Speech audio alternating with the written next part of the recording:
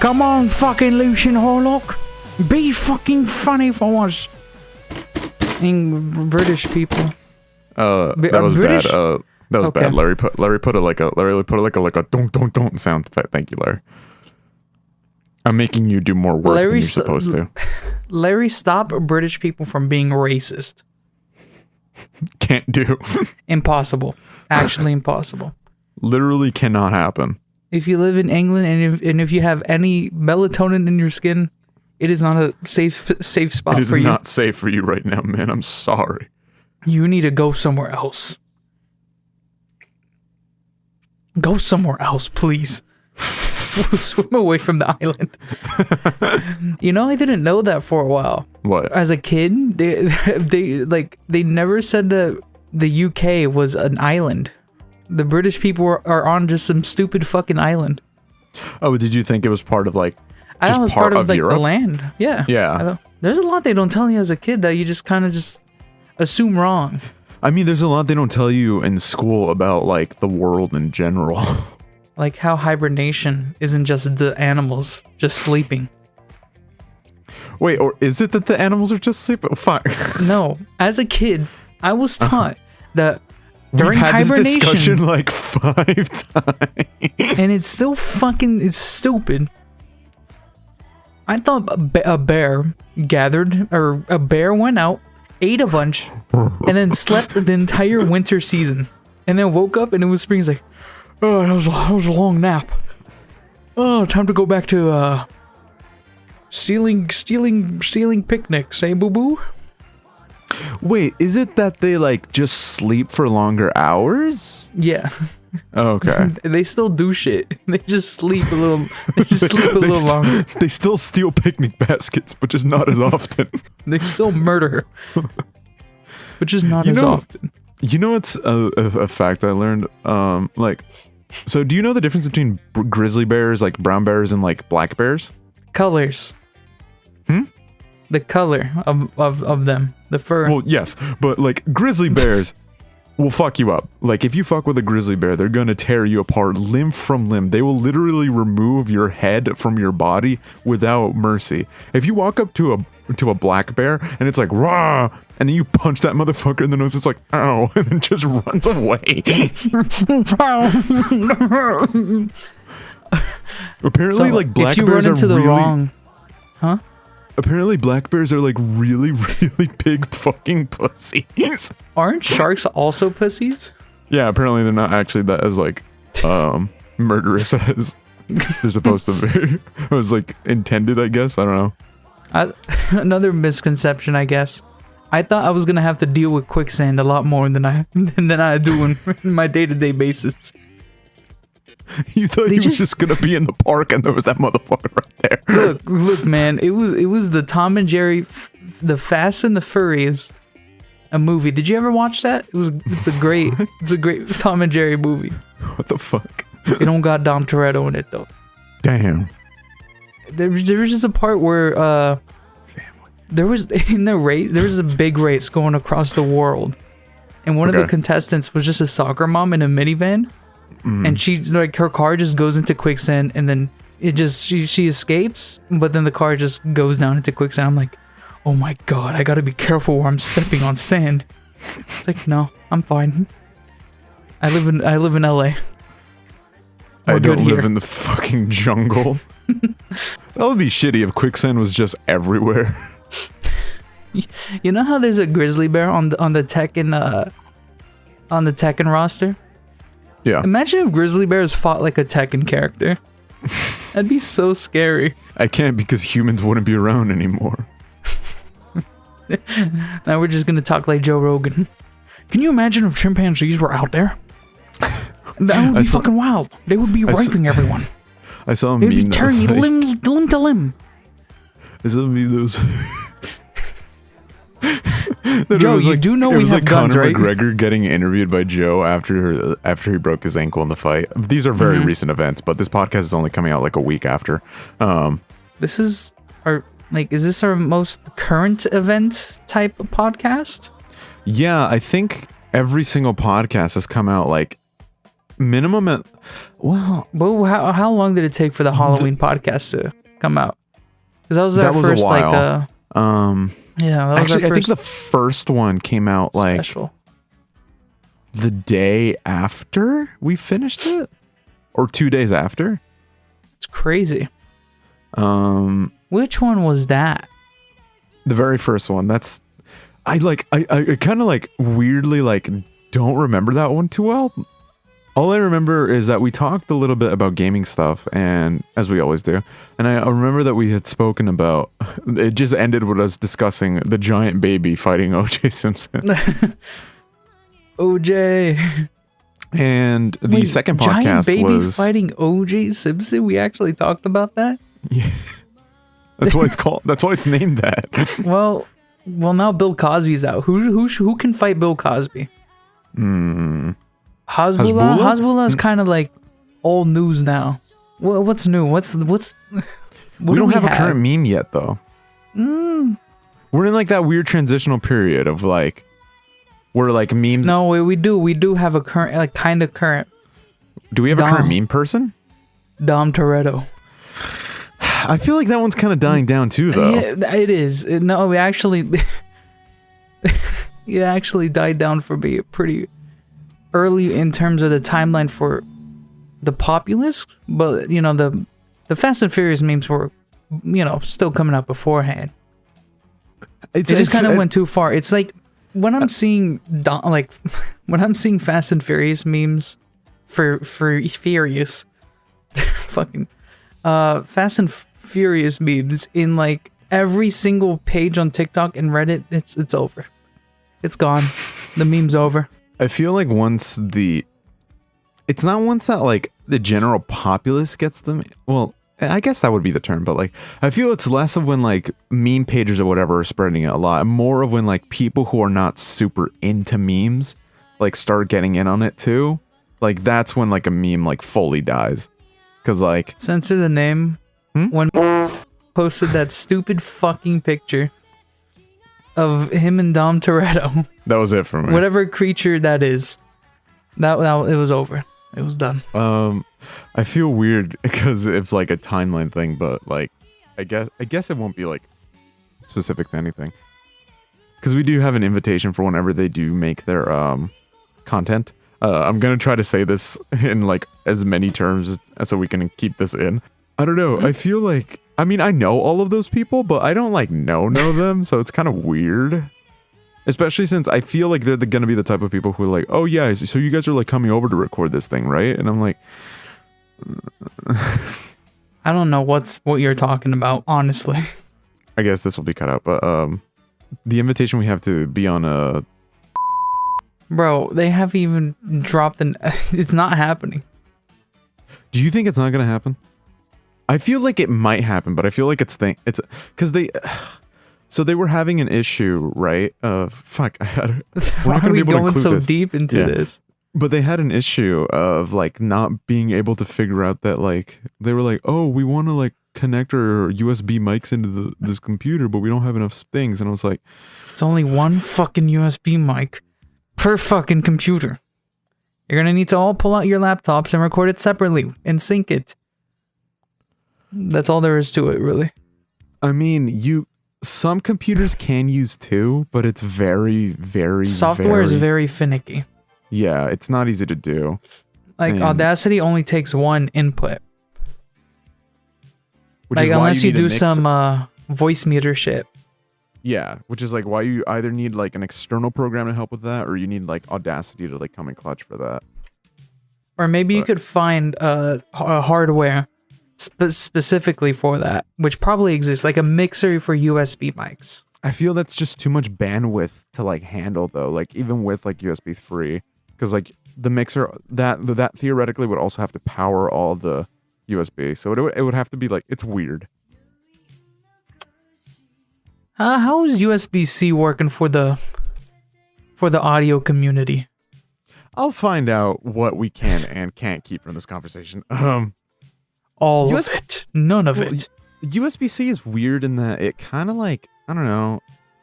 USB-C is bizarre that it has a lot more bandwidth than USB free, but it works really weirdly. It doesn't like it's bizarre. It's kind of going back to like the older like computer standards of like everything being like oddly finicky, which I'm not a fan of.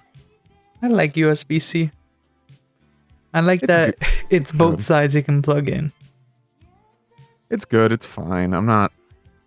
I'm whatever about it.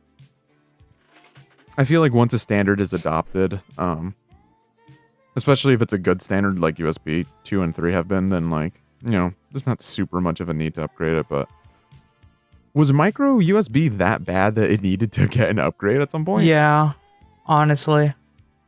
I mean, every micro connector USB is really finicky though. Every micro USB cable I got, the micro USB port became less. Oh, what do you use? It didn't clamp in more. Mm-hmm. Like I would plug it in, and it would come right out, and it'd be like, damn, this shit just don't got the connectivity. Why am I singing Nostalgia Critic Mosh Pit at Comic-Con? Let's go.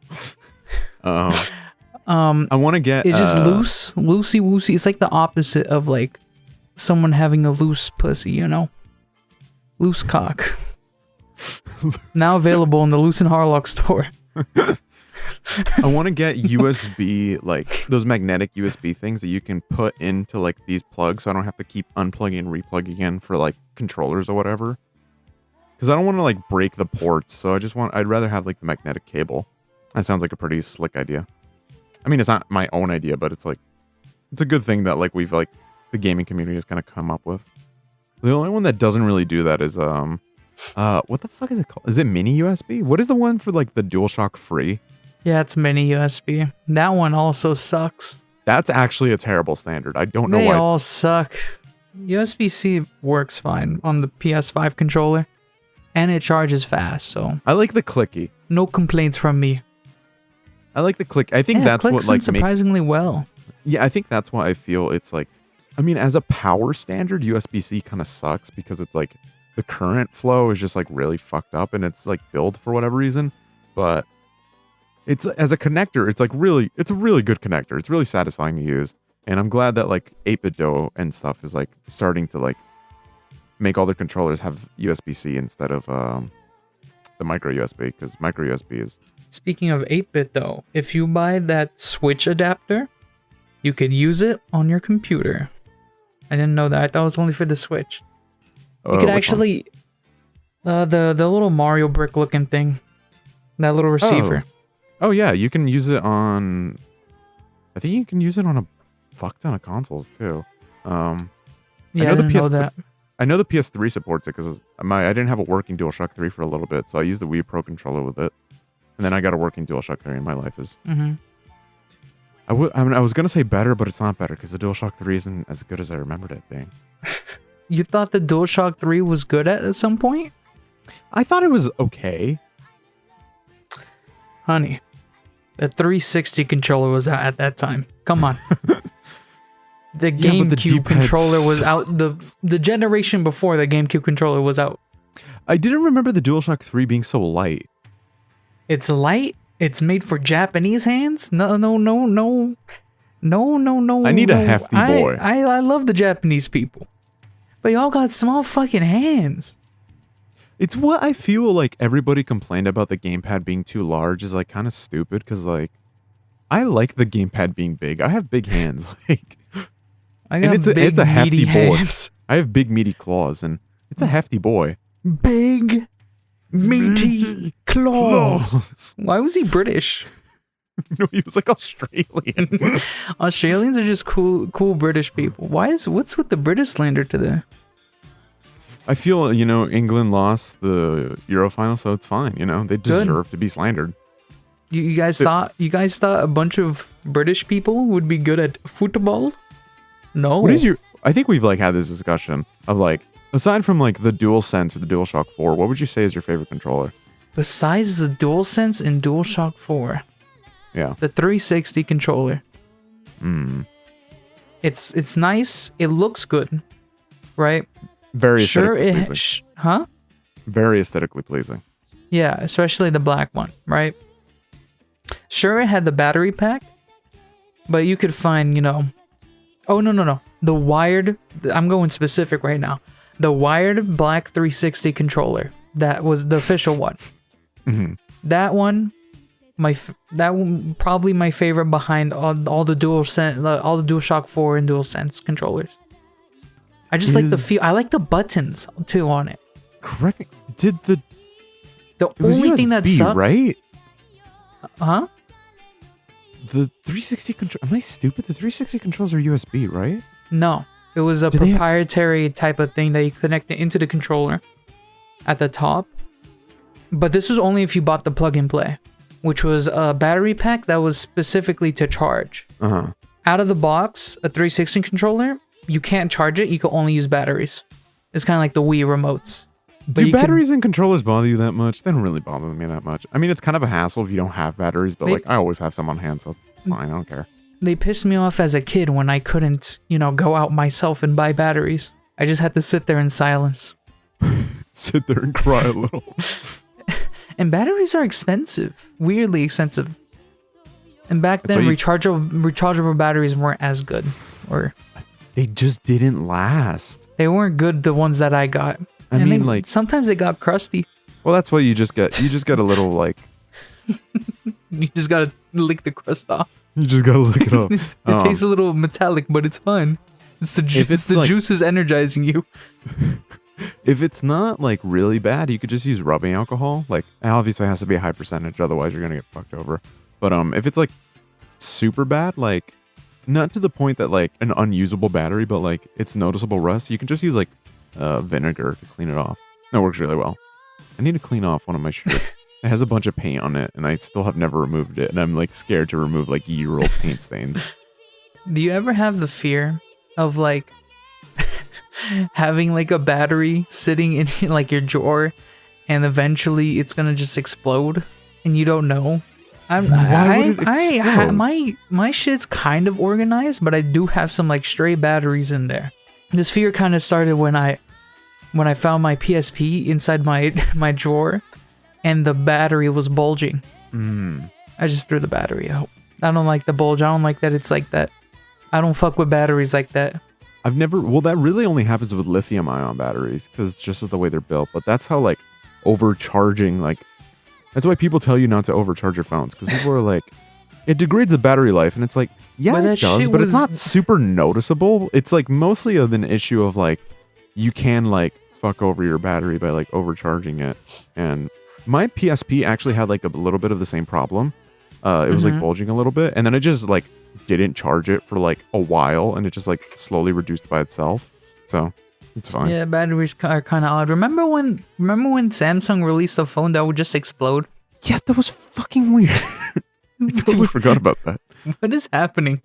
How does that get past QA? Isn't that much like the Ford Pinto, the car that was just famous for exploding?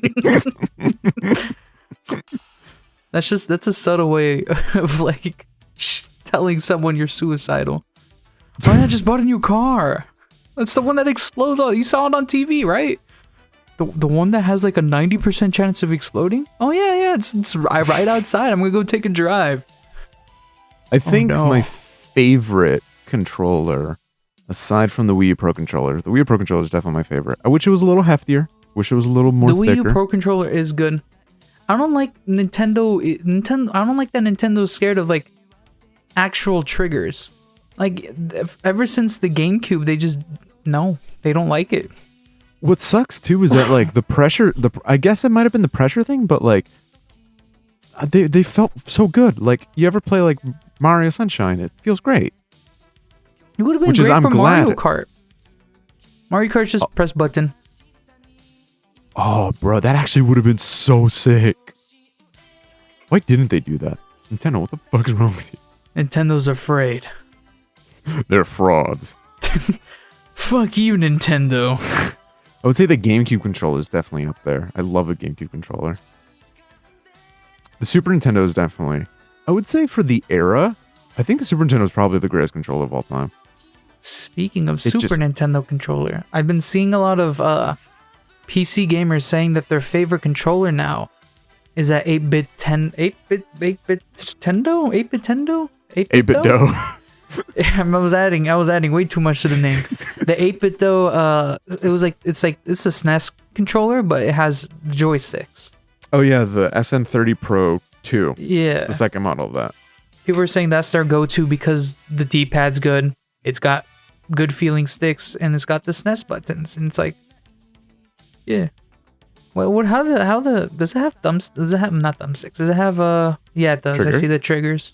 I don't know if I think there might be like Nintendo style triggers. I don't know if they're like pressure triggers because the Xbox controller they released did have like proper like It looks triggers. It looks like DualShock kind of triggers. So yeah, I think it's analog. Or this SN30 Pro Plus looks like it has it. That looks like it looks like they just smashed the PS4, the DualShock 4 controller into a SNES controller, and it looks good. I like it. I really want to buy it. How much is it? $50. That's not that bad. We've been talking for a while, Harlock, but I believe it's time to bring the topic at hand. At least the first part of this podcast. We must keep delaying. We still never figured out who's gonna fight. I guess we're gonna have who's gonna fight Bill Cosby. I guess we're gonna have to wait. We'll find out at the end probably. Until the next big baby pulls up. Oh right, because Hasbullah was fighting the kid that's like Burger. I like that video. It's funny. Okay, what do they do? How exist? I don't fucking know. Like, there's a lot to life, right? But eventually, you're gonna have to settle down with someone. Who do they settle down with? Nobody. They just don't. They're not allowed to. They're banned. Cause like, what woman or man is gonna pull the trigger and start dating Hasbullah? Immediate cancel. Like, you can't go around that. The fact that they look like toddlers. You know, this isn't just like petite woman looks like child. This is not even that. That's not that situation. This is an actual situation at hand. What the fuck does he do? Does Hasbullah even think about that stuff, or has he given up? He's only like, what, 18, right? Yeah. That's crazy that he's 18. What do we do for him? Does he just have to wait around until like a girl version of him shows up? I don't think there's anything we can do. We can make a robot. We can build it, mold it, bigger, stronger, make it better. Speaking of controllers really quick though, I was using the SN30 Pro, no, the SN30, like the regular one, because I bought it. I think it's discontinued now, but I bought the Game Boy style one, so I was using it to play Link's Awakening. It was good. I fucking love this controller. I love the Super Nintendo controller. GOAT controller. Nintendo fans are so put that bitch on anything. Nintendo fans are so deprived of any Nintendo game going on sale that literally any time a first-party game goes on sale, it's sold out immediately. Just recently, Link's Awakening had pre-owned version on the GameStop was like $17. Right. And that shit sold out in like 15 minutes. And then like way before, when the E3 shit was happening, Ubisoft had a... Do you say Ubisoft or Ubisoft? Ubisoft. Yeah, I say Ubisoft too. Ubisoft, they have a store, and on their store they had digital codes for Mario and Rabbids, the first one, not the sequel. Right. And it was like maybe like $5, $10, which is a great deal, but it's sold out, and it's like, it's digital codes. What do you mean sold out? How do that even work? The code generator literally stopped. Make more codes. And I didn't get it. And then the physical went on sale, and then that sold out on Amazon. You Nintendo fans are deprived. I wish Nintendo of sales. I wish Nintendo would like Honestly, the way that I'm doing it is the way that everybody should do it, and I don't know why people don't do this as often. Because I guess people don't buy as many games as I do. Just steal. But just steal. I have like 20 Punched bucks. a baby in the face with a Switch in public. I have like 20 bucks saved up on my Switch account because they give you like coins back every single time you make a purchase. I wish other stuff had the coins. It's so cool. And like I've been just saving that money up. Like I haven't even used any of it. So I have like 20 bucks saved up, and like 20 bucks doesn't sound like that much, but like when you consider the fact that Nintendo usually only gives you like 100 coins per thing. Come on, dog. Just give me it, man.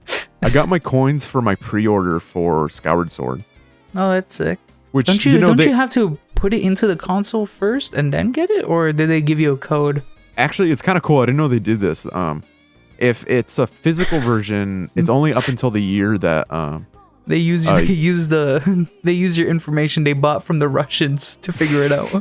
If it's a physical version, you have until a year to redeem it, to get coins for it. But if it's a pre-order, because you can't do it with digital versions, but if you pre-order a game, they'll give you coins back for it once you buy it. I know, but how does it know from the Walmart? No. I pre-ordered it on the eShop. Skyward Sword? Or wait. Yeah, I didn't buy it. I didn't buy it physical. I bought it digital. Oh, the Joy-Con. You were talking about Joy-Cons. Yeah, I'm waiting for the Joy-Cons to arrive from Walmart. All right, that's sick. Nintendo just is like looking down on Nintendo fans, like Asuka looked down on Shinji like pathetic. Just looking down on like, here, Breath of the Wild, on sale for $50. This game came out 4 years ago. Please, give us a sale. It's been 4 years. I know that Nintendo can do it, and they can get away. But just because you can get away with it, doesn't mean you should. When do you think they're going to have Nintendo Selects? When are they bringing that back? We need that to be brought back. If they were going to bring it back, they would have done it anyway. Same with GameCube, the GameCube virtual consoles, or the GameCube, not GameCube, N64. Why am I skipping N64? I don't know. If it was going to come out, it would have come out anyway. I don't know. It took a while for it to come out for like the 3DS and the Wii U as well, and the Wii, like because the Wii started it. And it like how long though? The Wii came out 2006, and that program didn't start till 2012, I think. That was different times because that was the first time they did that. And then the Wii U one was 2015. I feel like they would have figured it out by now and decided to do it by now. You know? Doesn't make sense to hold off on it, and especially because they released the All-Stars collection. You know, they know they could swindle Nintendo fans out of money for emulations,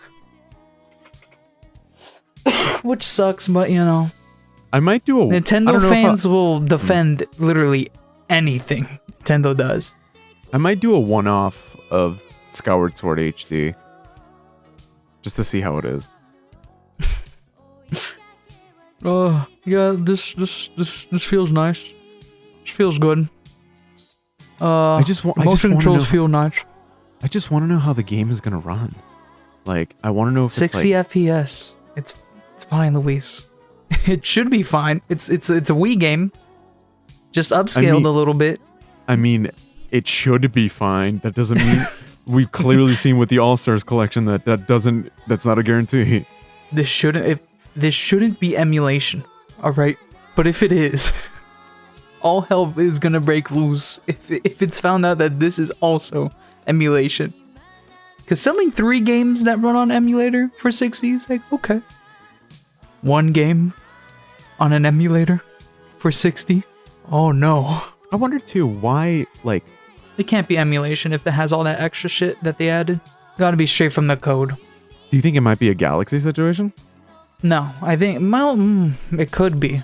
But Galaxy didn't add anything. Because Galaxy wasn't full emulation, right? Galaxy was like partly emulation and partly just... Okay, can I rant a little quick about something before we begin like the topic of the podcast? This is probably going to be a long pod, but... We're never going to get to it. Okay, I get why people are upset that Nintendo is like locking a feature behind buying an amiibo. I understand that. The problem I have with that is people acting like fast travel and like doing that isn't already like in the game. Like, yes, it is tedious to like have to walk to a bird statue to get back up into the sky. But like, that's literally all it is. It just, instead of walking up to a bird statue, you can just do it from anywhere on the map. But it's still the same process. So I'm like, Luis, I get it. I get it. But it's hidden behind the amiibo screen. But it's like, I don't know. Think about it. For $60, they released Twilight Princess HD with an amiibo. That packaging is sick as fuck, by the way. I still have the original packaging and the original amiibo. That shit's dope. So why can't Nintendo do that again? What's going on here? What are we missing? And why put this stupid bullshit into the amiibo? Why not just put it in? It's like the same thing back then when Capcom was doing, not even Capcom alone, but they were like the biggest offenders on this DLC where the game literally had everything, literally had all the content downloaded to it, but it was just locked until you paid for it. The feature is in the game, but you gotta buy a separate like amiibo just to use it. It's like, why not just put it into the game? We're already paying $60 for it. Just put it into the game. People are gonna buy the amiibo regardless. You don't need to give them an incentive to buy the amiibo. People love the amiibos.Ey'll buy it. Just put like some stupid. I get both sides. I get both sides of it clearly, but like, I don't know. I feel there are complaints that are more valid towards Skyward Sword HD than that specifically. Because like, I feel like that's kind of a thing that's like, it doesn't need to be a battle of which complaint's more valid. You know. I'm saying for the sake of argument, because like, yes, it's not a fun podcast. It's not a fun show if we agree on everything, Harry. We need to have people with differing opinions. Let me play a little bit of devil's advocate here. Nintendo's a bunch of fucking racist for not making Link Puerto Rican. Is that the fight you want? Yeah.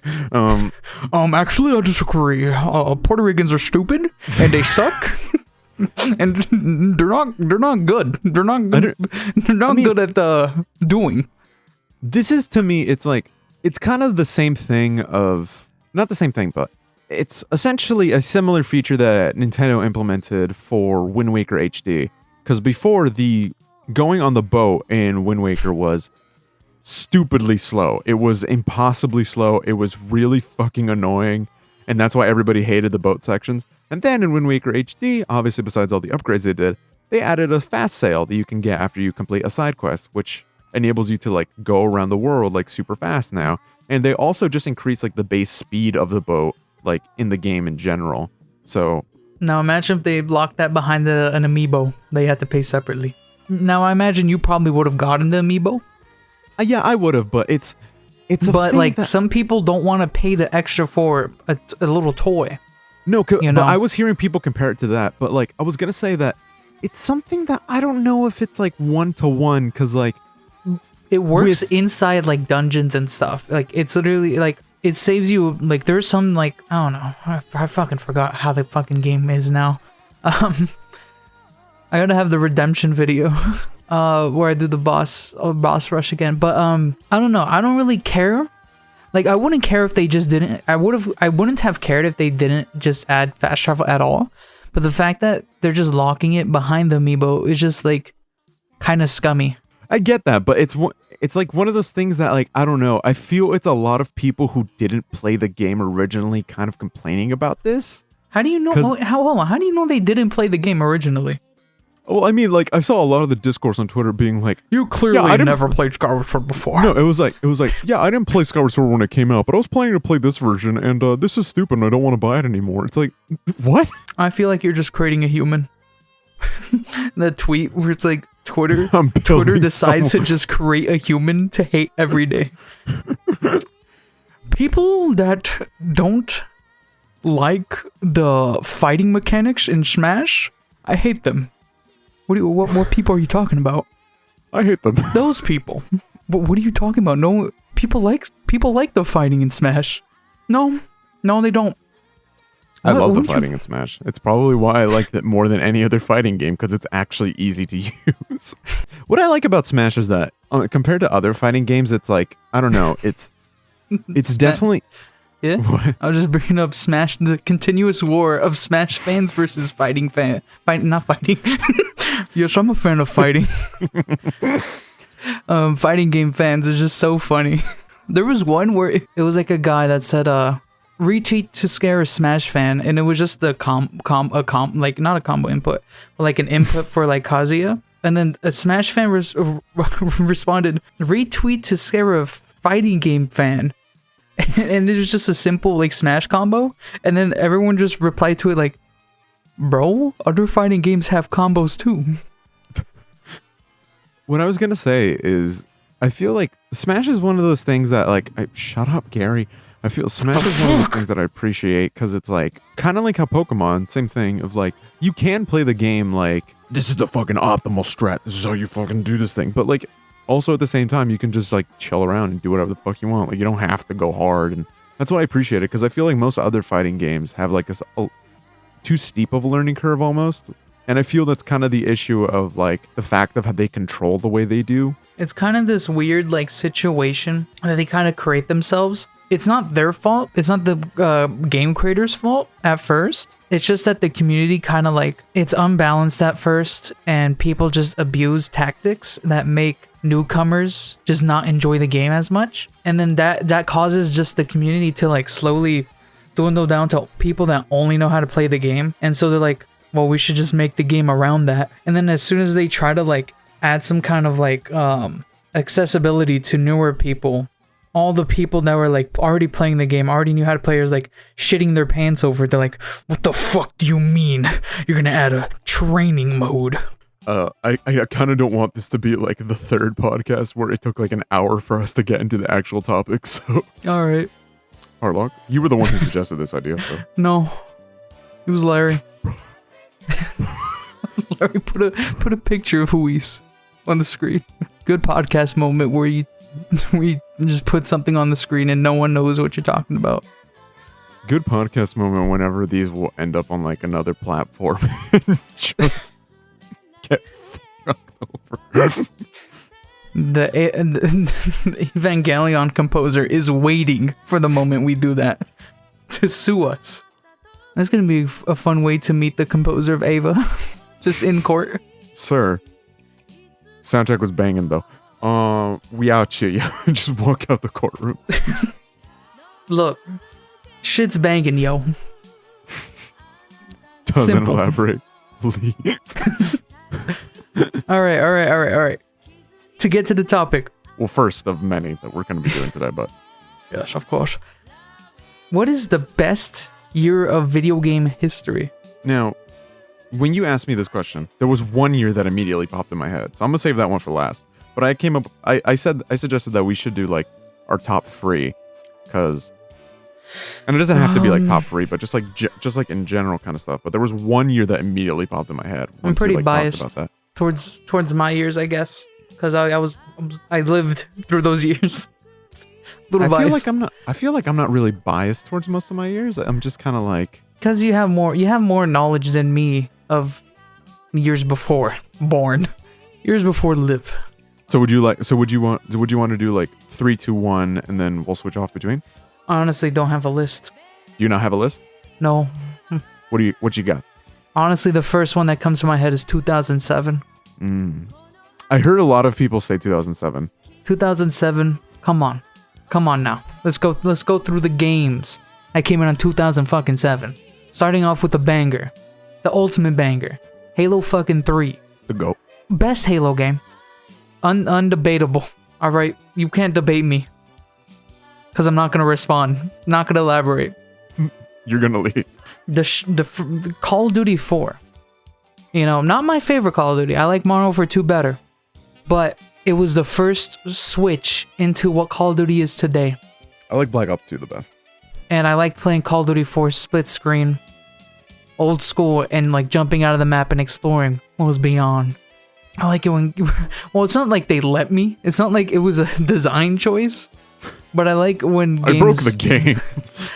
Thank you, developers, for letting me roam outside the map and see all the resolution textures for all the buildings that were not supposed to be seen. Of course. Looking at the list right now, Portal also came out this year. Absolute Mario Galaxy. banger.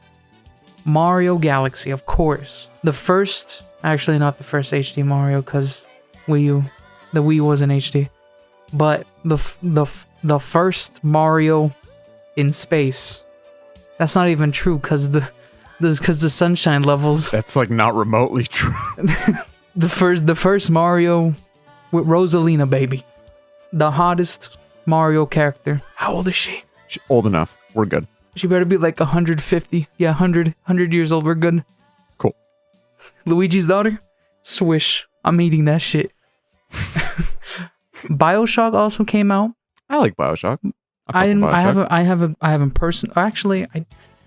BioShock was a game that I just had the CD for as a kid. It was like lent down to me, and I was too scared to play it. I don't know. It just looks scary to me. I've played the first one, never played the second one. I played Infinite. Infinite was shit. And then I played a little bit in Infinite. Infinite is the game that Matthew Matosis said didn't have enough N-words. I feel like Infinite is one of those games because everybody hated it when it came out, and now like because it was so hyped, and it I think when it came out, it wasn't what like the trailers were or the early trailers were. It wasn't. And then like what now like 8 or 9 years after it came out, and like now everybody loves Infinite, and I'm like no. I think it was a flop, and not flop, switch around. I swear when it came out, it was hailed as being a great game, and there were some people that were going against it. But I think now people are like, why did we like that game a lot? I think it's the flip flop. I don't think the opposite. I remember everybody I haven't heard BioShock Infinite praise in a while. I mean, I didn't hear BioShock Infinite praise when it came out. Like BioShock Infinite Metacritic, that's the easiest way to figure it out. Like, it was getting 100s and 95s. Really? Yeah. All the critic reviews were positive. Actually, that's what I think it was. I think critic reviews rated it really highly, but most users, didn't really like it when it came out. I'm seeing ones from 2013. 10 out of 10, and 52 out of 66 users found this helpful, which means they agree. Really? There's some like people now are like kind of giving the games like lower scores. I'm seeing like a bunch of 10s from 2013 on the user reviews on Metacritic. There are some outliers like 4s and stuff. I mean, well, I guess that kind of defines it then, right? Like, it was a game that most people were like 10 out of 10, or this is like 4 out of 10. BioShock Infinite was too political. I feel there's I don't know. I don't think there's any game that can ostensibly survive well. Any game media show anything that can survive well if people either love it or hate it, and that's kind of Example. I've never met anybody who says The Dark Knight is a bad movie. Obviously, there's gonna be people who say that for anything, but I never met people who were there's no redeeming qualities to it. I feel like the only ones that you're gonna see are not the mid grounds, but they're I didn't really like it that much. Yeah, because that's how most opinions are for everybody on anything. But if it's something that you're making is only getting rave reviews or only being trashed on, it's I don't know if that's a sustainable business model. What else we got? I would say Assassin's Creed, but no, we're good. Crysis, Mass Effect. Can Uncharted. your computer run Crysis, Harry? No. They updated it. The remaster came out. That shit can't run. I couldn't even run the first one. Metroid Prime 3, Corruption. The Orange Box, of course. And obviously my favorite game of that year. The Simpsons game, honestly. Oh. Totally forgot the game came out that year. Phantom Hourglass. Great game. Very underrated. It's weird to call a Nintendo game underrated, but that's a very underrated game. Hold on. Come on. Lego Star Wars The Complete Saga. Come on. Cult classic right there. I was very close to putting Lego Batman on my 3x3. We also did 3x3s for both gaming and the anime topic that we're going to be talking about later, but... we did a little trolling. I was very close to putting Lego Batman on that bitch. I fucking love Lego Batman. What else we got? Oh yeah, the easiest way to get your gamer score up. Avatar: The Last Airbender. What is it called? The Burning Earth? Stop asking me, I'm a fucking robot. The Burning Earth, which in the tutorial level, you could get all five achievements, which gave you, I think, around 5,000 gamer score points by just doing like a easy 50 hit combo. I did do a top 3 if you would like me to list them. I'm gonna do number 3 right now. Pokemon Diamond and Pokemon Pearl also came out 2007 for North America. They're not that great. I fucking hate it. I mean, Platinum is so much better. So for number 3, I have 1998. 1998? Mm-hmm. You got OG Half-Life, Metal Gear Solid, Pokemon Red and Blue, and the game which, up until fairly recently, was the game that everybody put as the greatest game of all time, which is Ocarina of Time. Come on. Did Ocarina of Time not come out in 1997? No. What came out in 97? I don't know. Wait, when did Ocarina of Time release date? Wasn't it 1990? No, I think it was 98 in Japan 98. too, right? Yeah, it was 98 in Japan as well. Alright, I'll let you off easy with this one. I mean, I love Half-Life. Pokemon Red and Blue, I think, are probably the most replayable Pokemon games. Ocarina of Time needs no fucking explanation. And Metal Gear Solid, the GOAT. I don't think it's the best MGS game, but I love Metal Gear. Let's go over some cultural classics. Not games that I personally played, but StarCraft. A lot of people play that, especially the Koreans. Yes, sir. High five to y'all. Grim Fandango, I heard, was a cult classic. I've played it. I've not. You said Resident Evil 2, right? No. Did I not say? Didn't I say? I don't know. I was asking if you said it. Wait, was it Resident Evil 2 or was it Resident Evil 1? It's showing Resident Evil 2. Let me see. It might be Resident Evil 1. Initial release date 1998. Did Resident Evil 1 come out in 97? Oh, it was 1996. Did it come out in 97 in America? Or North America, 1996. Oh, the director's cut is what I'm thinking. Okay. Banjo-Kazooie. I think you said that, right? No? No. I forgot what you said. My fault. Crash Bandicoot Warp. Fallout 2, which I heard is the better of those 2 Fallout games. not really hard to achieve. It's just 2 games. But I heard that's like the one everyone's like, oh, that's one of the best ones. We got Star Wars Rogue Squadron was a game I heard that was like, oh, if you want to play a Star Wars game, play Rogue Squadron, I think. I think it was that one. Rogue Squadron's on the N64, right? Yeah. Yeah. It's the, dogfighting game. That's all. Oh, yeah, I played that. That was a lot of those games. Turok 2, Rainbow Six, the first one came out. Baldur's Gate, right? Yeah, Baldur's Gate. Sonic Adventure, Mario, the first Mario Party. In Japan. When did it come out here? 1999. Why did Japan get it way before us? Dreamcast came out in 1999 here. Let me see. I know my shit. Yeah, you do. Mario Party was out only in Japan. Terrible game. I mean, like, it was the first one. Can't really... There's the reason we played Mario Party 2 instead of 1. Man, everyone knows Mario Party 2 is the best one, Luis. Not a debate. It's literally not a debate. Every time I say something that might be controversial, I'm just saying not a debate. Don't even try to talk to me. No, but that's literally not a debate. Like, literally everybody would probably agree that Mario Party 2 is the best one. Unless you're one of those weirdos who likes the one on the Wii. Luis, you undermine the amount of young ones who think their game is the best game because they were born. Because it came out when they were playing games. I didn't even grow up with Mario Party 2. Bro, there are people that are saying Far Cry 3 is a nostalgic game. That came on the PS3. Guys, please don't do this to me. Don't make me feel old. I can't wait till people are like, yeah, that old game, Metal Gear Solid 4. Oh yeah, GTA 5 is very nostalgic to me. I can't believe GTA 5 is gonna... GTA 5 came out when I was in middle school.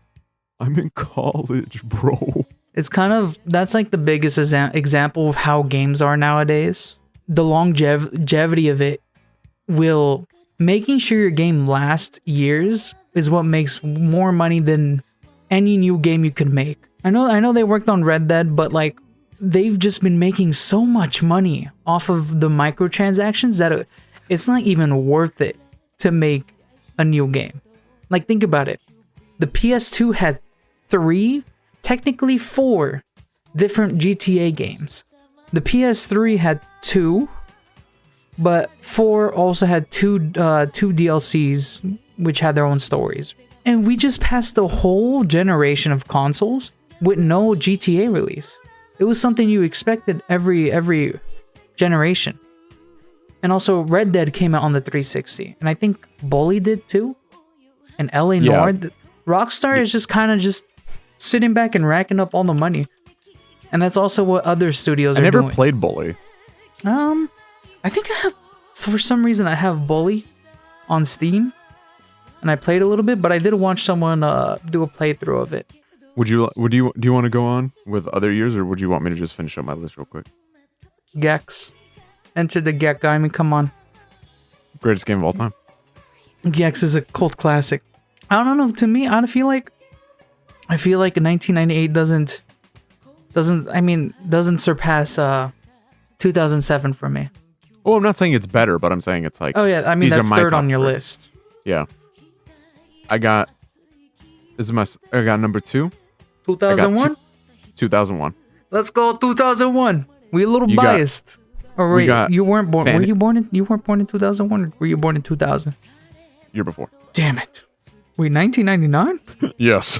I got Fantasy Star Online, Sonic Adventure 2. What'd you say? Fantasy Star Online. All right, I'll give you I'm that. I'm a big RPG guy. Sonic Adventure 2. I'm a big RPG man. And this one needs no introduction. Halo 1. Of course. Change the genre of first-person shooters. This is a little Move debatable. Out of the way, Doom. This is a little debatable if you want to put on or not. But Luigi Mansion. Luigi Mansion. You know, it's a Luigi game. Some people don't like it. Some people love it. Melee. Yes, sir. Fucking love Melee. Melee still being played today by a bunch of non-showering sweaty individuals. pedophiles. And this is pedophilic individuals, if I may add. This is one that personally for myself, the Legend of Zelda Oracle of Ages and Oracle of Seasons, which are two of some of my favorite video games of all time. Yeah. Yeah. Hard to argue with that, man. He valid. GTA 3. I mean, like you said. Fuck, I forgot GTA 3 came out that year. GTA 3 changed GTA to what we know it today. From overhead to 3D. And quite frankly, was the best 3D open world sandbox. Because Ocarina of Time isn't really sandboxy, you know? You can't really interact with the world all too much. And you're also sectioned off from it. It's kind of just one big level you go through, right? Yeah. You can find the sables and, you know, do some stuff there, but GTA 3, you could go around, cause mayhem, do whatever, and it did it well. Melee, you stinky fuckers, why are you still playing this? It must have done something right to still be played to this day. Seek help. Yeah, because like the first one is kind of like not really loved. Brawl was liked, but something about Melee, like Melee, Brawl had a one. Yeah, what? It was good, but like same thing with Brawl. Like everybody liked it, but something about Melee that people just fucking love. I haven't played too much of Melee, if I'm gonna be honest right now. I think I've played the most of Brawl. It's like probably expensive now, right? Oh yeah, very. You know, it just happens. You know, these older games. Sorry to make our older fans a little old. These are old games. They're relics of the past. What was that thing you sent me though? It's like what I think Zelda was 20 years ago and it's Ocarina of Time, and then what Zelda was 20 years ago and it's Wind Waker. That's not even Zelda 20. Wait. Yeah, it is. I'm stupid. About to be. In like a couple more years. Brawl was my childhood, right? I played Brawl probably the most as a kid. Mm-hmm. But there's something weird about it. It doesn't feel right. When Wii U came out, it felt right. And then Ultimate just flipped it on its head and made it way better. Ultimate is great. Ultimate is probably the best one, but I feel like the lasting power... the best one. I feel the lasting power of Melee is just insane. for it to be like 20 years later and people are still like heavy competing with it. Then we move on to Halo Combat Evolved. This one, dear to my heart. This is one of my first PC games I've ever played. I had this on disc, and then later on, I think my brother, he was a little kid. I mean, can't blame him. Crayon the back of the disc, and so I just had to play. There was a version online called Halo Custom Edition, which you download to play mods, but you can kind of. What year is your brother? Huh? 03? Yeah, 03. I had Halo Custom Edition, which was like a modified version of the demo version of Halo, which lets you still needed to use a CD key, but you could find a generator, so you could easily just play that. And I played some weird mods. There was one mod, it was just the Ocarina of Time map, and the Warthog was Epona, and it looked really bad. So good. Honestly, it was annoying that it was a demo version, because every time you exit out of the game, Sergeant Johnson would be like, "So, you played the Halo demo. Now you gotta buy it to experience the full Halo experience." Like, please. I don't have money. Why do you say this every time? I like money, sir.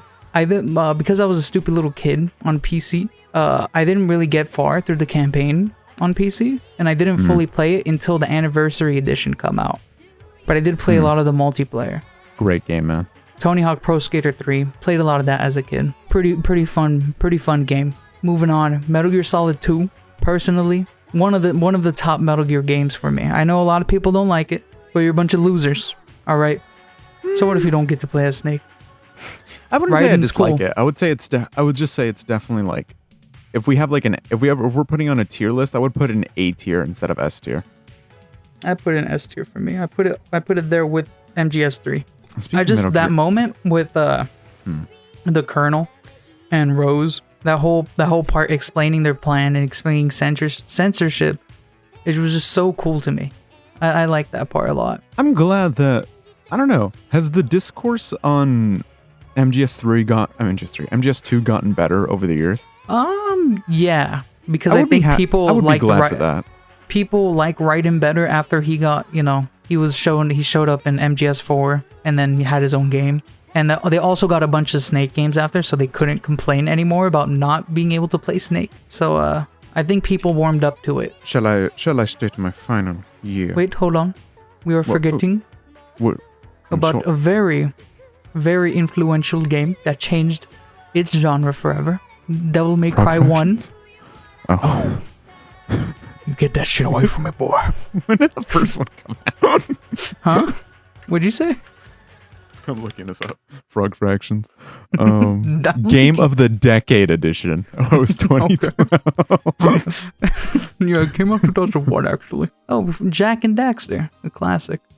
Basically Sony's answer to Mario. And then it went edgy in the second one, I think, or the third one. Wait, the third one. It was Crash, and then they were like, "Oh shit, this doesn't work." And then Crash. Crash was a little odd. Its gameplay wasn't like Mario. I don't know what to compare it to, because Mario was like an open world thing. Crash was like kind of like a 2D level, but made 3D. You know when people make those versions of like the World 1-1, where it's just Mario walking down it 3D. Yeah, and he's like first person, not first person, but like it's behind him. In the fourth dimension, you get to smell Mario's piss. Shall I state my final year, good sir? Yeah, go ahead. This is the one that jumped out immediately, just because of like, I thought about it, and like, we're going by American dates here. Probably should have made that clear. Or American. For the best year, I think would be 1987. You going far back for this one, huh? I don't know if you ever played it. I love Maniac Mansion. That came out in 1987. Fuck, what is it called? I think it's called Sorcerian. Ooh, I'm seeing a lot of stuff here. Lot of stuff. But Dragon Slayer is what the series is called. Mm-hmm. Love that. And obviously the original first Metal Gear. That came out only in Japan, but I'm including it here because it never got released in America. Heavy hitters. We got Castlevania, Kid Icarus, never Metroid, heard of it. The original Mega Man, Punch-Out, and of course, in my opinion, the greatest video game of all time, the original Legend of Zelda. Castlevania 2, to be exact. No. Going by American dates. Oh, American. Well, I mean, are we gonna include Simon's Quest? Well, that was 1988. For us. Yeah, and Merca. All right, we're going by us. This is Final Fantasy count? When did Final Fantasy come out for us? That was 1989 here. Man, they really were not good with dates back then, huh? I feel like those alone, like fucking Castlevania, Kid Icarus, Metroid, Mega Man, Punch Out, OG Zelda. So you put that as your number one? I would put that as my number one. All right, I can see that. Yeah, a lot of good games. You're more of a classic gamer compared to me, of course. Compared to the modern man. The modern man. Let me bring in a modern year. Let me just look at this. All right, I think we got some good. I'm gonna look at what are some of the best years. 2011. Come on, 2011. All right, we got Skyrim. People still play this fucking game to this day. I don't know how many hours they have, like 5,000 now. According to Watch Mojo, number 8, 1980, number 7, 1997, number 6, 2001. Gave a quick shout out. Number 5, 1996. Number 4, 2013. Number 3, 2007. You gave a shout out. Number 2, 1985. I guess. I was gonna bring up 2013 after this, but number 1 is 1998. You know, that was, Watch Mojo are a bunch of millennials, they of course they're gonna go with 1998. Bunch of fucking boomers. Fucking losers. You know what immediately came to my head? Be born later. You know what came to my head immediately when you said 2011? What comes up to your head immediately? Skyward Sword. I know. Okay. I'm going down the list. Skyrim. You got any thoughts on Skyrim? Fucking love Skyrim. Dragons and shit. Amazing game. Dragons and shit. Randy Macho Man. This might be my favorite game of the year. I don't know. Batman Arkham City. Arkham City's great. There were superhero games, but there was nothing like the Arkham series. And Arkham City was just a level above Arkham Asylum. And there still kind of hasn't been anything as close as the Arkham games. Spider-Man PS4 gets pretty close, I guess. But like Batman kind of has like, it's Batman himself. His whole like stuff it has its own feel to it. Batman has the best like video games of any superhero, I feel. Batman and Spider-Man both have really good games. Spider-Man was kind of carrying at the start. Oh, I was about to say like Spider-Man's really early games all sucked. And then like once the PlayStation era rolled around, like Spider-Man games got significantly better. And they kind of dipped in quality for a little bit, and then they like picked it back up with like PS4 Spider-Man. I forgot what game was it. I think I did have like my list of Spider-Man games, and I said like if it was good or bad. I forgot what series it was, but basically the PlayStation Spider-Man games were good, huh? Friend or foe? No. That good or bad? I would more put it towards good instead of bad, because there's some real stinkers. Let me just go through the stinky ones. Spider-Man 3, stinky. Spider-Man... Oh, what's it? Amazing Spider-Man 1 and Amazing Spider-Man 2, both stinky. I never played those games. Web of Shadows. Good. Good game. Spider-Man has a very odd voice in it, though. It's kind of like very whiny sounding. I forgot who voiced him. Josh Brolin. It was weird. They got him for that one game. Don't know why they didn't get him afterwards. He does the Thanos voice. Shattered Dimension's good. Shattered Dimension's great. Ultimate Spider-Man good. Maybe there wasn't as many stinkers. I seem to remember a Spider-Man game sucking, but I don't remember which one it was. We were talking about this in the Spider-Man playthrough, but I didn't remember what it was. Did we talk during Spider-Man playthrough? Yeah. There's the Amazing Spider-Man 2 iOS game. It was a game during the Wii era. Like... Friend or foe? It might have been Friend or foe. Where Spider-Man 3 also came out for the Wii. I don't think a lot of Spider-Man games came out for the Wii. No, during the Wii era, not during... Just, you're gonna call that the Wii era? You're gonna give that to the Wii? No, because I just remember, like, playing it when I went to my friend's house and he had a Wii. You didn't play it on the Wii, though? No. Edge of Time? Are you talking about Edge of Time? Edge of Time isn't that bad. Is it? I can't seem to remember. What year would you say this is? I think it might have been Friend or Foe. Friend or Foe was a weird, like, it kind of got influence from the Sam Raimi trilogy, but not really. I think it was Friend or Foe. And it's like a Lego game. like that kind of style where like two people switching between characters, overhead view, and kind of that kind of combat. Yeah, I think it was Friend or Foe. But this was during the time where the console you played on could decide whether or not it was bad or good. I think we played it on the PS2. PS2 was odd because they kept making games for that, but they couldn't like just port PS3 exactly. So they made like really shitty versions. Yeah, now that I've been remembering it, I think it was Friend or Foe. All right. Portal 2, 2011. Come on now. Great game. Great game. Still not done with the Portal saga, however, on the Loos Harlock channel. We still got one more thing to do, which is playing Portal 2, but co-op. We'll get there. We'll get there.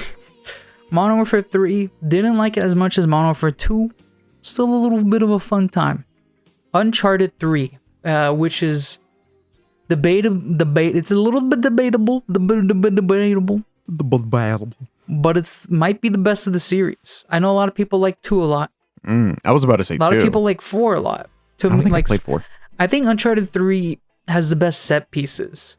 Maybe not the best story, but like you falling out of a plane and grabbing onto like a piece of rope, and shooting a guy, trying to shoot down at you. It's fun to play. We got Battlefield 3. Didn't play it. I heard it's one of the best Battlefields. So this is a game, and the next game we both love, Dark Souls. Fucking love Dark Souls. Although Demon Souls was the first one, Dark Souls is the one that kind of became super popular. Heavily inspired by the GOAT. The Berserk. Kentaro Miyamura. It was his birthday Miura. Today or yesterday. Let me check. His birthday is today. So happy birthday. Happy birthday to the GOAT. To the day we recorded this was July 11th. Not the day of recording. It's coming out like 6 days later. This one's a very controversial one. Skyward Sword. A lot of people don't like Skyward Sword. A lot of people like Skyward Sword. I think Skyward Sword's okay. I know a lot of people watched the playthrough and heard some very negative, especially towards the end of Skyward Sword. Very dangerous words came out of my mouth. But let it be known that I was right. Next up. Let it be known I'm homosexual. All right. I don't know. Hold on. Maybe I wasn't playing it right. Maybe put up the video of the guy playing it right. I wasn't playing it right. I was on a desk with the desk in front of me, almost about to hit the desk most of the time. You know, my arms didn't have the full motion as I had a mic in front of me. Maybe the HD version coming out could fix a lot of the issues. It could. It might not. I guess we'll see. We'll see. I know if I ever get my hands on the HD version, I'm not using the motion controls. Do you want me to sign into your Switch so you can play it? Sure. Maybe. Cool. I don't know. Game sharing sick. Yeah, I don't know. Fucking like. How do you feel about the whole discourse of Skyward Sword? Oh, pretend we never talked about the Skyward Sword before now. I think the box art's cool. I love the box art. Skyward Sword is one of those games that when it came out, everybody loved it. Universally loved. Clamoring for it. Yeah, no, dude, everybody loved Skyward Sword when it came out. Maybe it's the people I'd be listening to on the podcast, but no, I think that's the same podcast, thing. Not our podcast, but I listened to a podcast. They didn't like it when it came out. I was about to say that might have been like the thing that influenced my opinion of BioShock, like the people I was listening to at the time, because the people you listen to can do a lot. Because everybody loves Skyward Sword. Looking at the Metacritic reviews, lots of hundreds, lots of 90s.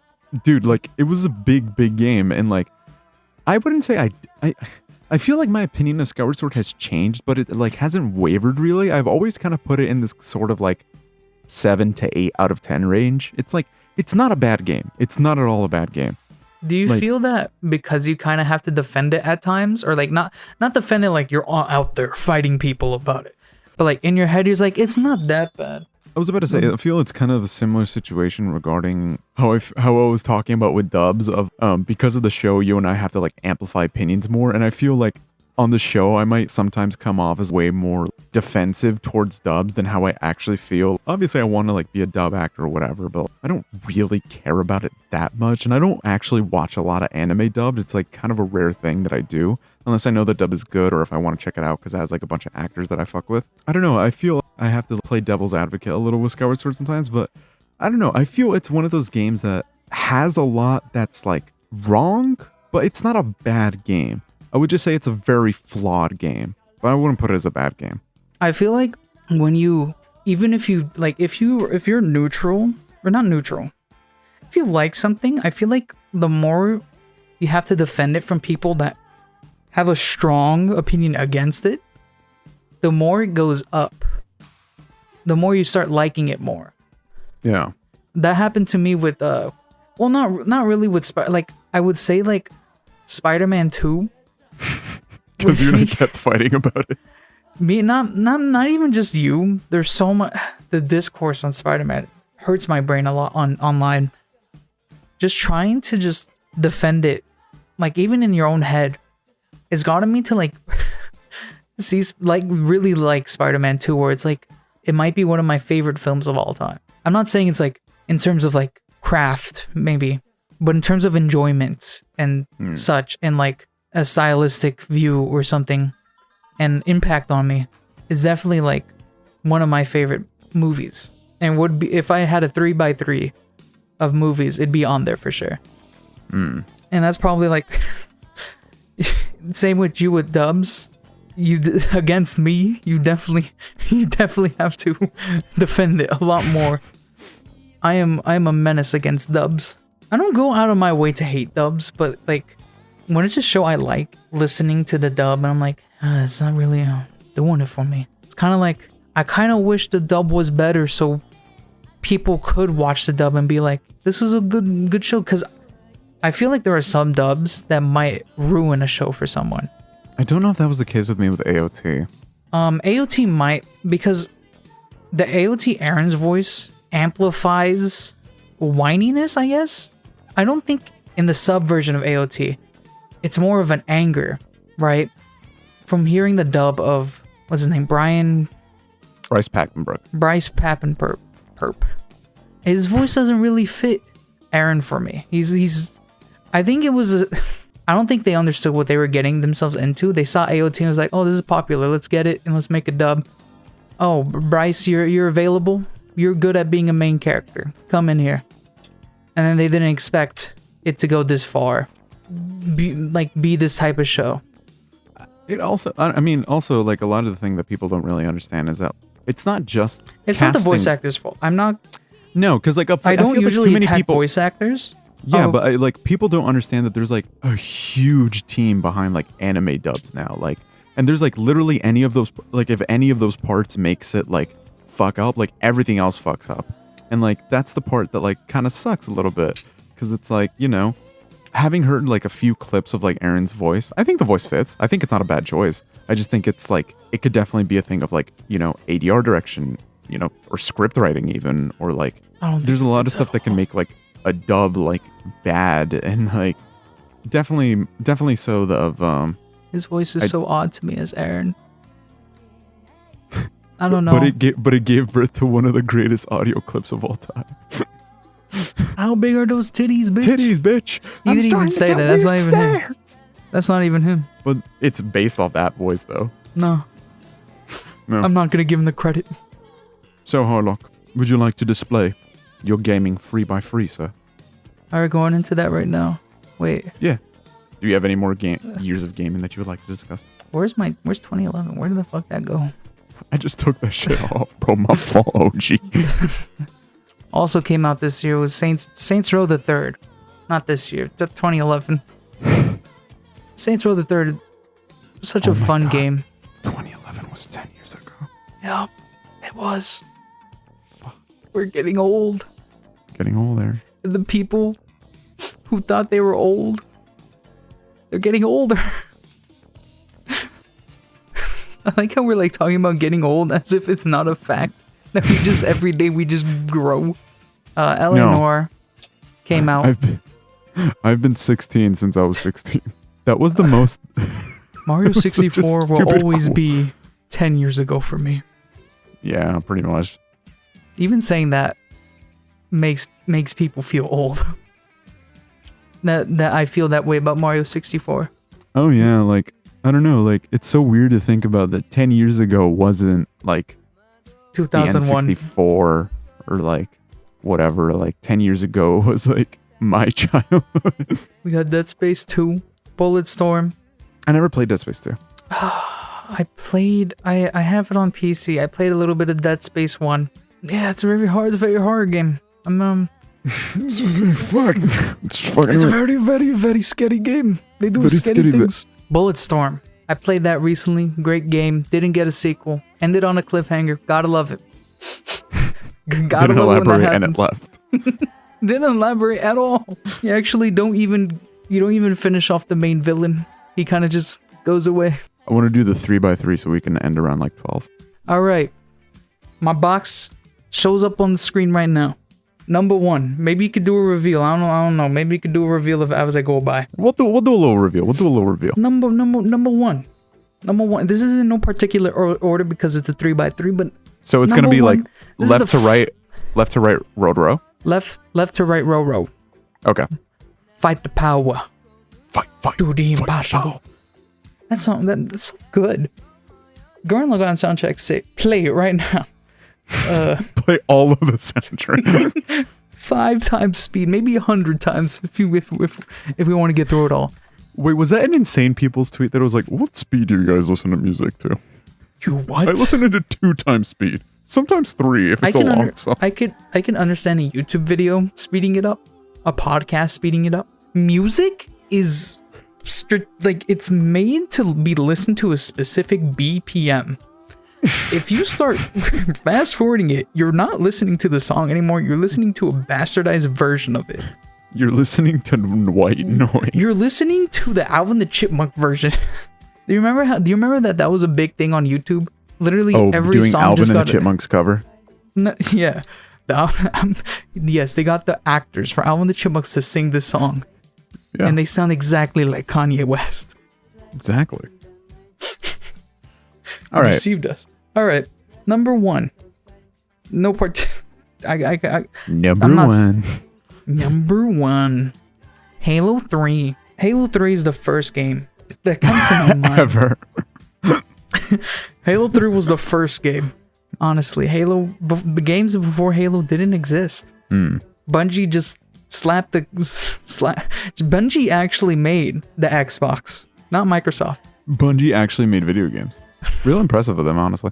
All right, Halo 3. All right, Halo 3. First game to come to my mind when I think about a 3x3. The 3x3 represents me as a person. As a human. All right, as a human. I'm not even specifically talking about Halo 3. This actually includes 1 and 2 and Reach. No, Not 4. Not 4 or 5. Now get that shit out of my fucking face. All right, I like 4, kind of. I don't like 4 at all. 5 is okay. 5 is the one that I don't really like. I'll slap the dog shit out of 4. I'll slap in front of his mother. Halo 3. It's the game that got me into multiplayer games. My first multiplayer, actually Halo 1, I played on PC. But that wasn't a true multiplayer experience to me, honestly. Even though it technically is. I get to choose the rules here. You don't. This is my 3x3. Halo 3. I played it as a kid. Came out. I got my uncle handed me down his Xbox 360 because he didn't like the 360. He liked PlayStation 3 more. So he just gave it to me. Cool guy. Go. He comes to the cookout. He comes to the cookouts all the time. He's invited to the cookout. He's invited. Why wouldn't I? All right. My first multiplayer experience. Maybe the first actual campaign story that I finished. My memory is very fuzzy. Usually how I'd play a game is I wouldn't it's not that I didn't choose to finish it, but I just usually didn't get too far, and then maybe the save gets deleted or something, and I'm just like, okay. But Halo 3, I played through it all the way through with my brother. Best co-op experience, best multiplayer experience, the custom games, playing those cool maps that people made and making my own maps, which is so fun. This is the perfect Halo. This is the prime example of a Halo. Of a Halo The art style is great. It still weirdly looks good for the time it came out to play right now. Don't like really the environment and all that and the aliens all look good. The armor looks good. The only problem is the Marines and the humans don't look good at all. They look like Gmod characters. Enough about Halo 3. Let's go on to the next game. Not game, the series. Most of these are series. Maybe the one I put up is like special to me, but yeah, generally the ones that I put up were the games that I love the most of that series, but these are pretty much series. Dark Souls. I kind of had a rule when making this list in which I've had to have beaten a game from the series actually, or like played enough of the series. But I've given every Dark Souls game a chance. I haven't finished one. I'm going through Demon Slayer, not Demon Slayer. I'm going through I'm going through tax evasion right now.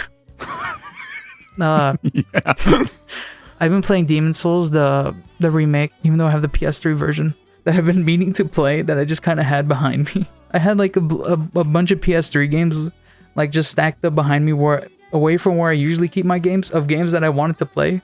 And Demon Souls was sitting there for a while. I've been playing through it, I'm liking it. I just love Dark Souls. I love its atmosphere. It's just so, it's like lonely, but it's like a warm kind of lonely. But it also gets the heart pumping when you go through the fog and you see that like the health bars show up, your heart drops. And it's just like, oh no, what have I done? I don't know. I feel kind of missed opportunity almost that like Zelda, with how much like kind of lore and how much like entranced it is within that kind of thing, that it hasn't made a Dark Souls style game, because like I feel it would fit it perfectly, to be honest. All right, play. Hold on. What? Elaborate, because when people say when Dark Souls has kind of been memed on as like the game's like, this game is very Dark Souls like. You don't mean like the gameplay style, obviously. You mean like a game where you kind of just go through the world and learn. Yeah, because like I would love. I don't know. I'm definitely one of those people who would love for Zelda to like take a darker direction, and I don't know. I feel like the world of Dark Souls is just like you said. It's so fun to be immersed in it, because it just like, I don't know. I feel like Dark Souls does genuinely feel. It's one of the only games that I play, much like Zelda, where it does feel like a journey that you're going on. It feels like you're going through a place and learning about it, but you still have the mystery of it. You're like, what is going on over here? What are these guys and what is their story? What are they doing here? And it's like, it doesn't feed you the information. It's mostly just shown to you through the art direction, characters you might meet, just the design of the levels. In terms of Dark Souls, I think the most amount that I played was probably Demon Souls right now, but before that it was Dark Souls 2, which is a lot of people's not favorite Dark Souls game. It's not bad, but Dark Souls 2 is low tier in terms of being a Dark Souls game, I guess. But that doesn't mean anything against other game, huh? That water though. Bro, what do they put in that water? That water looks so good. For no reason. For no reason. What do they do to it? Why do the water look like that? What the fuck they do to the water, man? Water hasn't looked that good since. Ever. Luis has a weird obsession with water. Hey man, I played Mario Sunshine when I was a kid, and I saw that water, and I've still been chasing that high ever since. I swear every game, water shows up, and Luis is like, man, that's some nice water. Happened in Breath of the Wild and A Way Out. Hey man. Can't knock some good water, though. Good water is good water. Good water is good water, man. Finish up Dark Souls, man. We know why we're here. You know why we're here, I gotta keep going. Dark Souls, if you don't know about it, get out of here. Get out of here. No, wait, no, don't click out. I'm sorry. Don't click out of the video, but like, stay here, but like, but like, go play step back a little. Step back. This is big boys talking. Even though I haven't beaten a Dark Souls yet, I'm on my way to beating Demon Souls, and I'm gonna go up in time. But I'm also including obviously Bloodborne and Sekiro. I'm kind of including all the Souls. The game's made by the Souls dudes. Okay? Yeah. So Bloodborne's also in here, which is, it needs that 60 FPS patch. Please, someone at From Software, just like Make a GoFundMe or something. We're gonna play Elden Ring when that comes out, right? Yeah, we should. I really want to play Elden Ring. You play it. If they You go finish through it. the trouble. We're not getting another trailer for 5 years. I love how back in 2015 they were like, all right, Elden Ring, it's gonna be lit. And then silence. It's 2021, man. At least we're doing better than the Bayonetta fans. Nah, it's fine. They have enough dojins to hold them over for a while. I heard someone theorize that they were making Bayonetta 3 and then they saw the Devil May Cry 5 come out and they're like, oh no. Oh god. They finally made a Devil May Cry game. Oh shit, we have competition. Alright, scrap it all. We're making the best Bayonetta we can. The Bayonetta people are like just sitting in a pile of cocaine, just like doing nothing, and then just like, ah, shit. Like throw the cocaine on the ground. Like, fuck, we have to start. They're like sleeping on a pile of cocaine, and then the news, for some reason on the news, they're talking about Devil May Cry 5 coming out. They're like, oh, one of the wakes up. Oh no. Where's the boss? Where's the boss? And then you just like, you just hear him snoring underneath the pile of cocaine. It's like, boss, he's like crawling, like he's like clawing at the cocaine to get him out. All right, next up, come on now.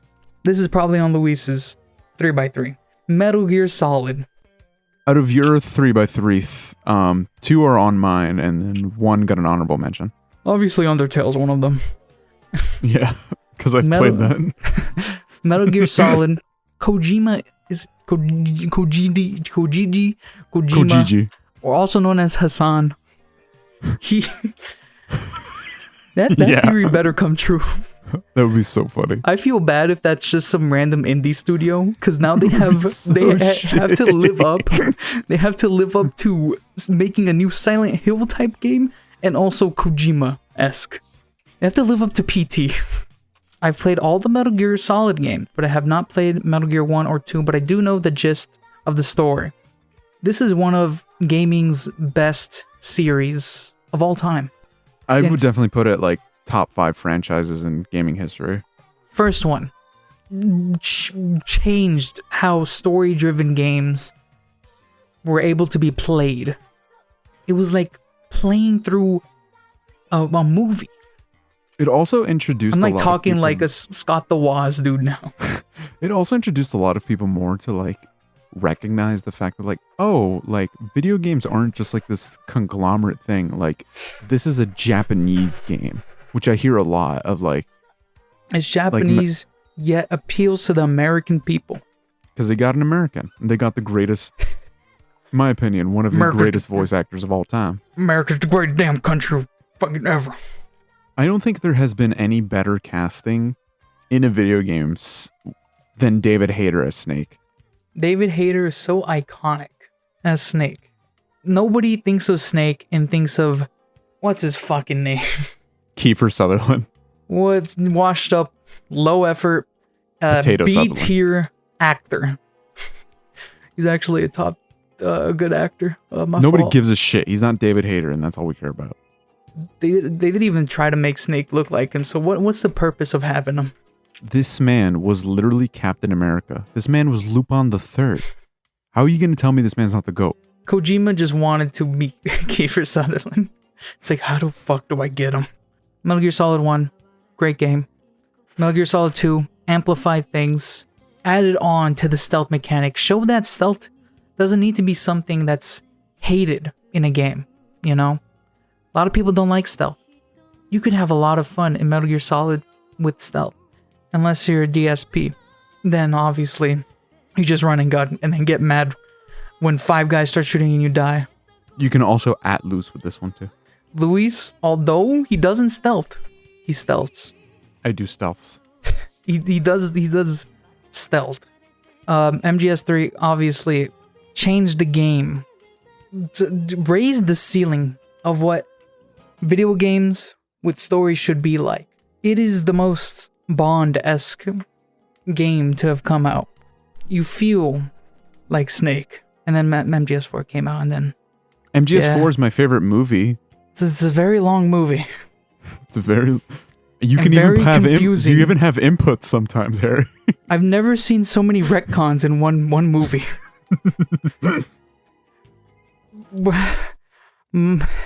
Nano machines, I guess. I'm gonna be real. Everything anybody says about MGS4 is invalidated simply by that last fight between Snake and Ocelot. And don't forget, as the a cool kid, photo that was shoots. the most hype thing ever. And don't forget, Luis as a kid was beating the game. Me, I always got to the monkey part. And the part where John... I met the monkey. But I went up to... I always got up to the part where Johnny shits inside the barrel. And then... and then I kind of go down to the tunnel, meet the monkey, and meet... what's his name? Drebin.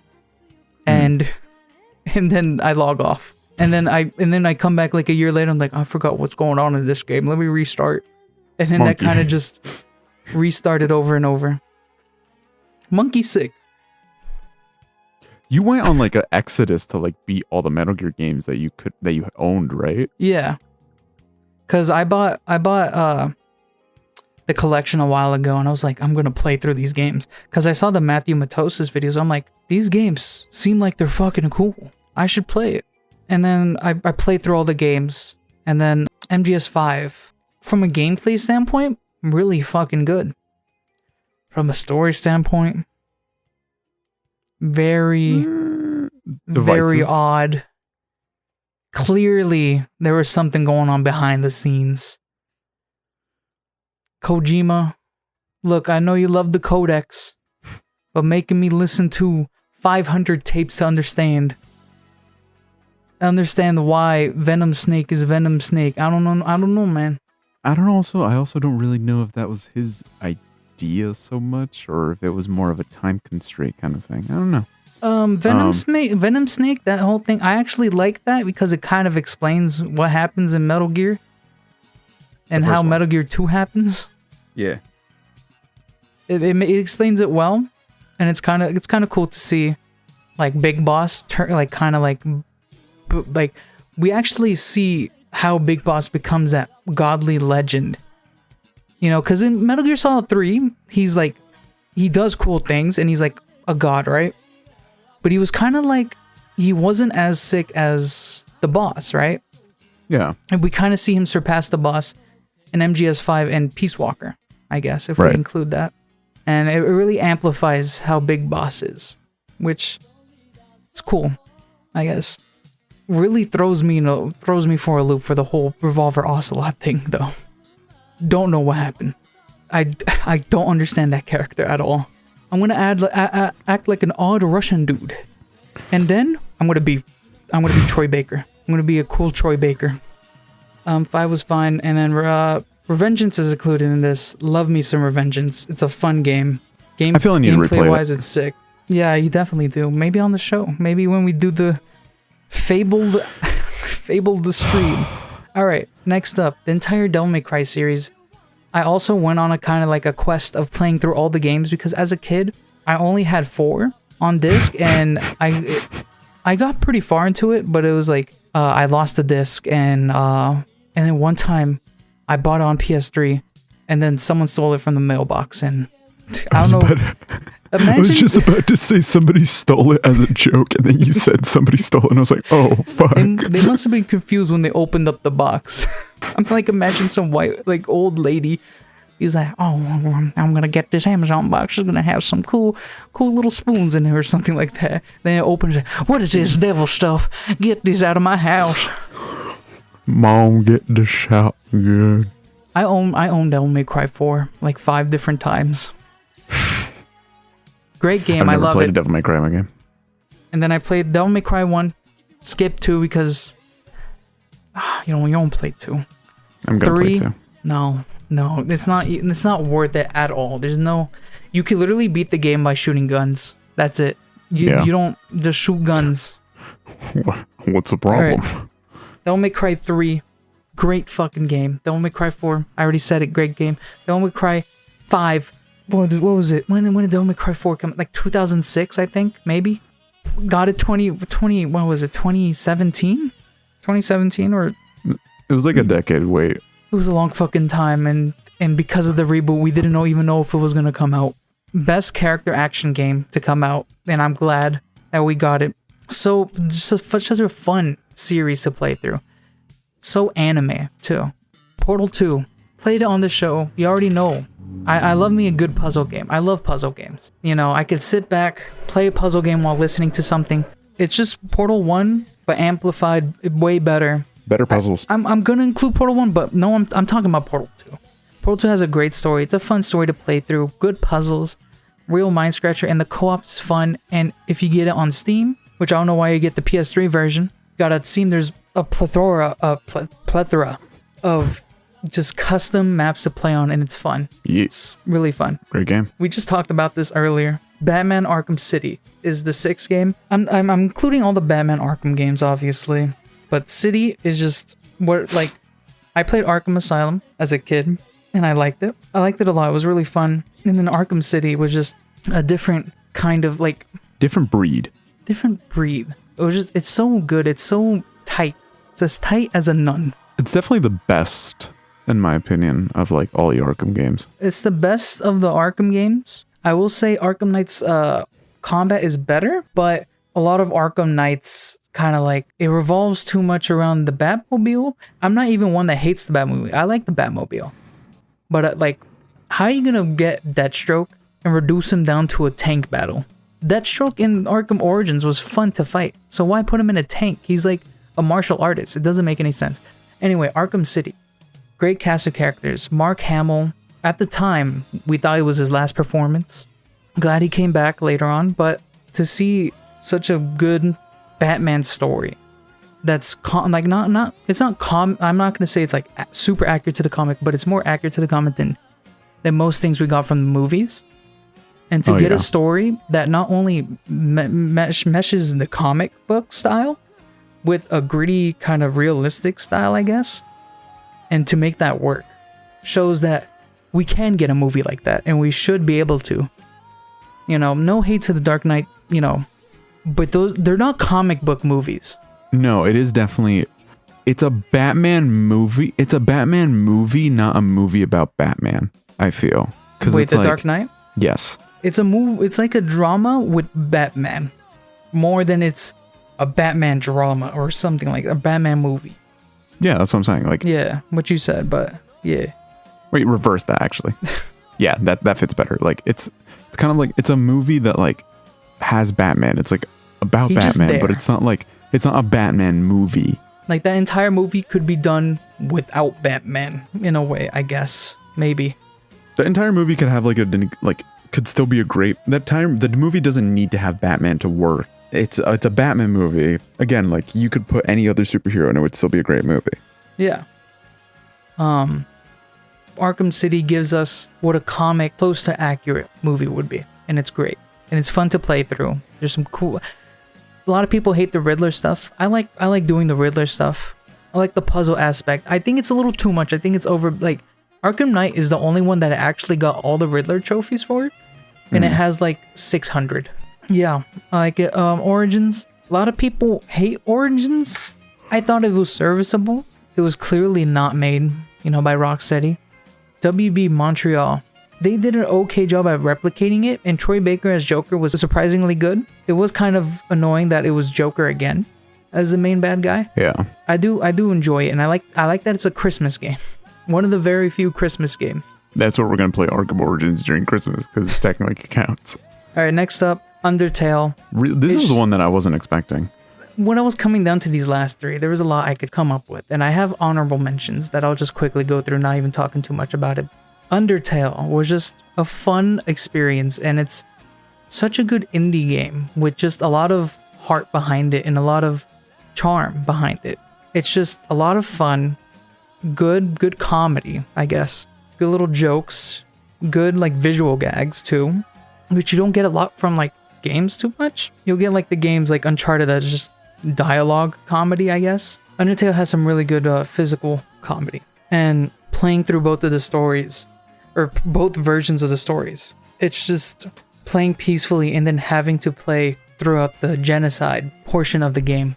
And then at the end, your character looks in the mirror and says like, I forgot what it says, but it's such a good line. It's something along the lines of, despite everything, it's still you. Yeah. When you first look in the mirror in the game, you look in the mirror, it's like, it's you. Yeah. And then at the end of it, after the genocide run, it says, despite everything, it's still you. And it's just such a, oh my God, it's great. I like that. It does, you know what Last of Us Part 2 tried to do? I think I talked about it during Last of Us Part 2, where it tries to make you feel bad for your actions. Make you feel bad for killing things. Right. This game does such a good job at what Last of Us try to do. Because Last of Us makes you feel bad for killing things, but you have to progress the story, you know? Right. This game, you can go, obviously, the pacifist route is a thing, and you can do it. And it's like, it's like such a contrast that's like, you don't get a lot in games, where you play through the entire game so peacefully. Such a fun experience. Have such like a fun time with these characters, even do a dating sim type thing. Let's go. And then just the story just shifts to this genocide route that also has like this eeriness to it. That's like kind of like similar to like how Majora's Mask is, where you're like looking at these characters and they're still like in their beginning doing their like cool, like their fun little dialogue. You're like, I'm going to have to kill every single one of you. And just seeing how much they change and how much different they act towards you because you're like killing things.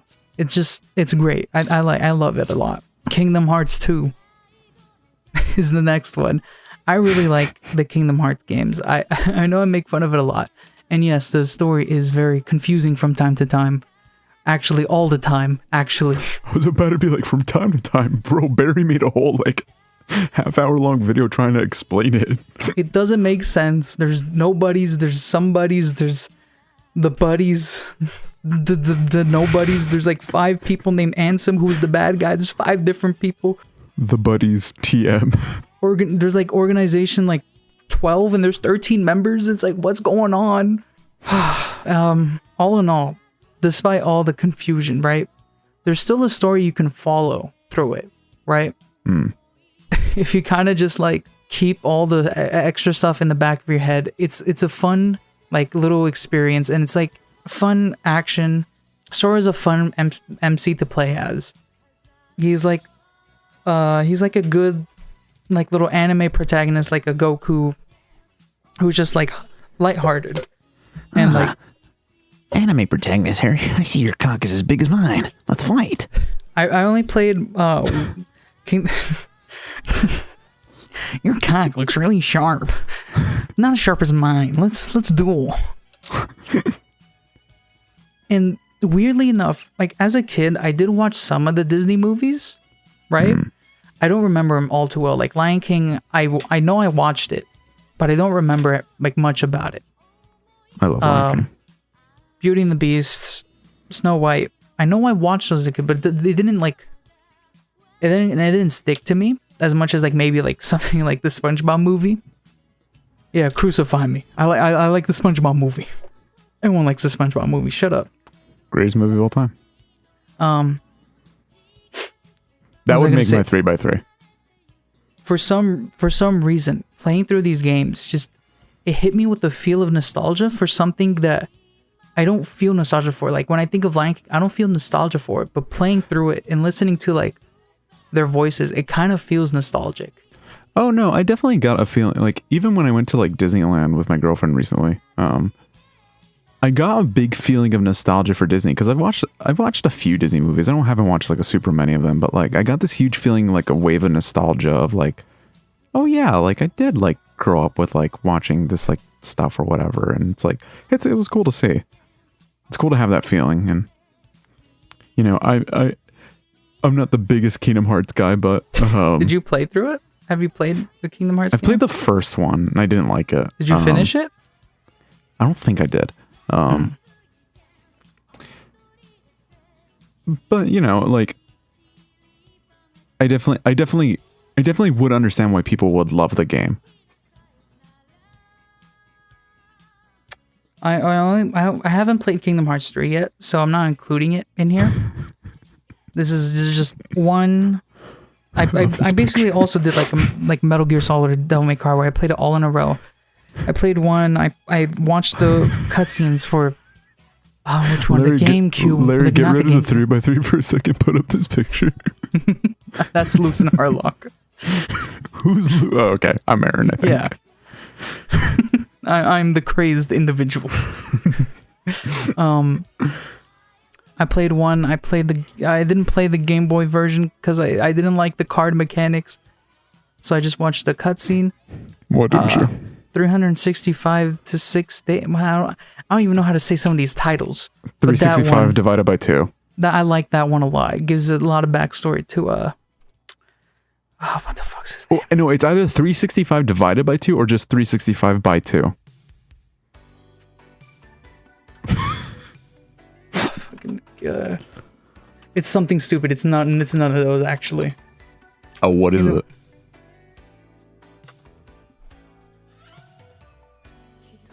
The suspense is coming. Kingdom Hearts 358 Days Over 2. That's such a stupid fucking title. That's a terrible title. What is this title even? All right, whatever. Whatever. I like We're the not going little in this. in the collection. They kind of, I think it was a DS game. Maybe. Yeah, it was a DS game. That they kind of just made it into like a visual novel. It was a fun little visual novel, I guess. That's neat. And then I played 2, obviously, and then I didn't get past that. I think I'm on Birth by Sleep, and I haven't played in a while. It's not as deep as a connection as the other games are, because I only played Kingdom Hearts recently. Like even Devil May Cry, and Metal Gear Solid, which are games that I didn't fully play through as a kid. I still like both. Funny enough, Devil May Cry 4 and Metal Gear Solid 4 were the games that were like in my childhood. This just was just a fun experience, fun game to play through. It has some heart to it. And then next up, GTA Vice City. Not specifically, I'm talking about the series here, but Vice City was what gave me the love for like the 80s vibe. All right, you go. My fault. Oh, that's it? That's all you have for GTA? I mean, what else is there to say? We already kind of talked about it during the... True enough. All right, next up is my thing. There's a little break or whatever. Harry got to do his honorable mentions. Honorable mentions. Harry. The table is yours.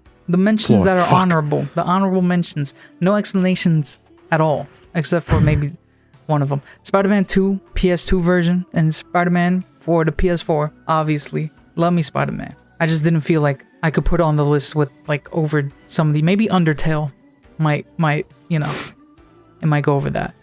Call of Duty Modern Warfare 2.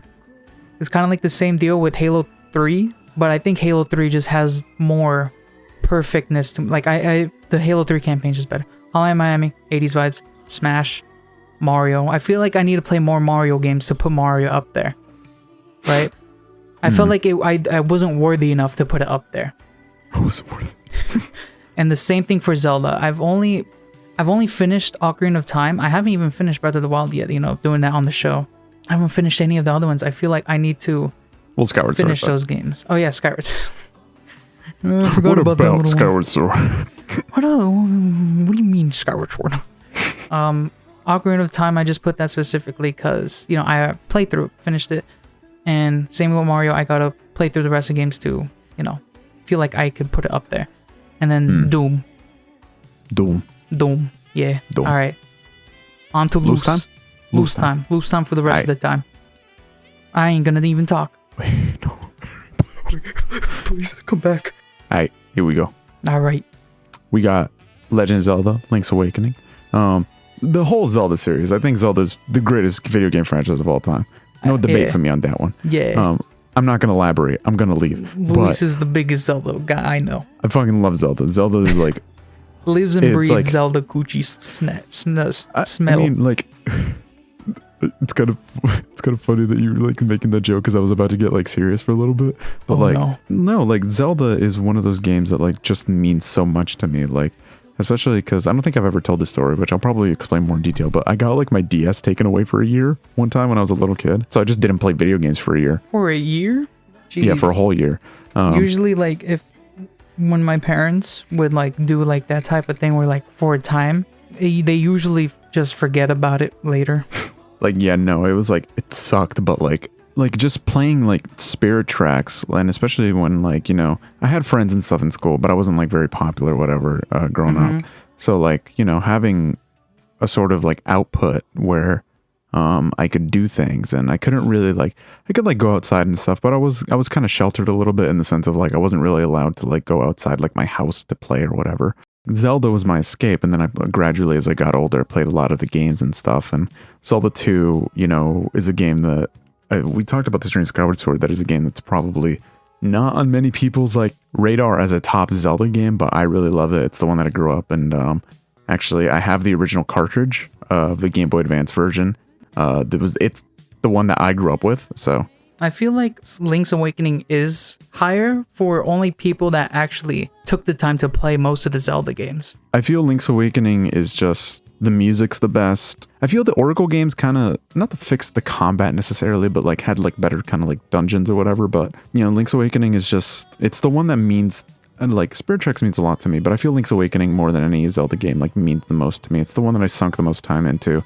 And it's the one that like, you know, at the time of my life that I played it in, it definitely helped a lot of like what I was feeling and stuff. And Link's Awakening is definitely my favorite game. And, you know, I just love it. Zelda's amazing. It's absolutely my favorite video game franchise. Next one up, Halo Combat Evolved. Specifically the first one, but I love all the Halo games.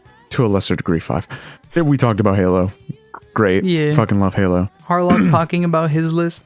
I just like it because I like it. Loose. It meant something emotional to me. Metal Gear Solid. Next one is Metal Gear Solid 3. I love all of Metal Gear Solid. Like I said, we talked about it a little bit. Fucking love Metal Gear Solid. Metal Gear Solid 3 is the game that like got me into Metal Gear Solid, and it's so fucking fun. It's so stupid. It's so dumb, but like it means something. It's such like a wonderful franchise, and it sucks to see it be shelved a little bit, but I would definitely love, I don't need a continuation, but it would be nice to get like another Metal Gear game. And I would definitely love, you know, if they want to continue writing story, it would be super cool to see that. Wait, what do you mean they don't like Metal Gear Solid? They just they just gave us the PC ports. Give the gamers. Yeah. The shitty PC ports that released a long time ago. And Metal Gear Survive. And Pachinko. Love Pachinko. No? Okay. We don't support Pachinko. Next one is Pokemon. I love Pokemon. I've talked about this while we've played Leaf Green. I don't love Pokemon as hardly as some other people do. I used to love it as much as those people do. Now it's just kind of like faded a little bit for me, but I definitely do love Pokemon, and Heart Gold Soul Silver probably is in, I could make a case for it. I would probably put it top 5. I would probably put it top 5, but I could make a case to put Heart Gold Soul Silver in top 3 games I've ever played. It's that good. I love Heart Gold Soul Silver. I'm not really a Pokemon dude. I love Pokemon. I love most things about it. I was about to say I love everything about it. I was like, no, you don't. I think Pikachu looks fertile. Breedable. No, not breedable. Mankey looks breedable. Well, that's your opinion, Harry. Mankey is beautiful. Next one, right in the middle, I have put Super Castlevania 4. I love some Castlevania games. This is the thing, because like, look, I love all races, but this one, the best one. I feel like Castlevania is kind of in a weird spot. Definitely Italians. I feel Castlevania is in this weird spot of like, the highs are really high for me and the lows of the series are really low, which is but like, I love Castlevania, especially love the like original trilogy on the NES, and then Super Castlevania 4 is the best Castlevania game. Fight me, Symphony of the Night, assholes. I don't really like Metroidvanias that much, but is that a fight you really want to take? Yes, I will fight them. But I love Castlevania, and I love the atmosphere, and I love the games, and they're just great. Dragon Quest, I played Dragon Warrior 3 as a kid. That's why it's the one that I put up here. Fucking love Dragon Quest, dude. It's such a clean RPG. It's such a clean RPG experience that, like, you know, it's not like you don't ever go into like that bullshit that you get of like later Final Fantasies kind of like not really being RPGs anymore, or like you don't get some stuff where like, not to dish on Pokemon after I just complimented it, but like other RPGs that like do way too gimmicky stuff. It's just clean fantasy, clean RPG, and it's like, it's fun. They're just fucking fun. And Dragon Quest is one of the few fantasies from this time that, well, not fantasies, I mean RPGs besides Pokemon that are like still turn-based RPGs, because someone like Final Fantasy has turn to just straight up character action with the newest one coming out. Yeah. And then Dark Souls with Origins.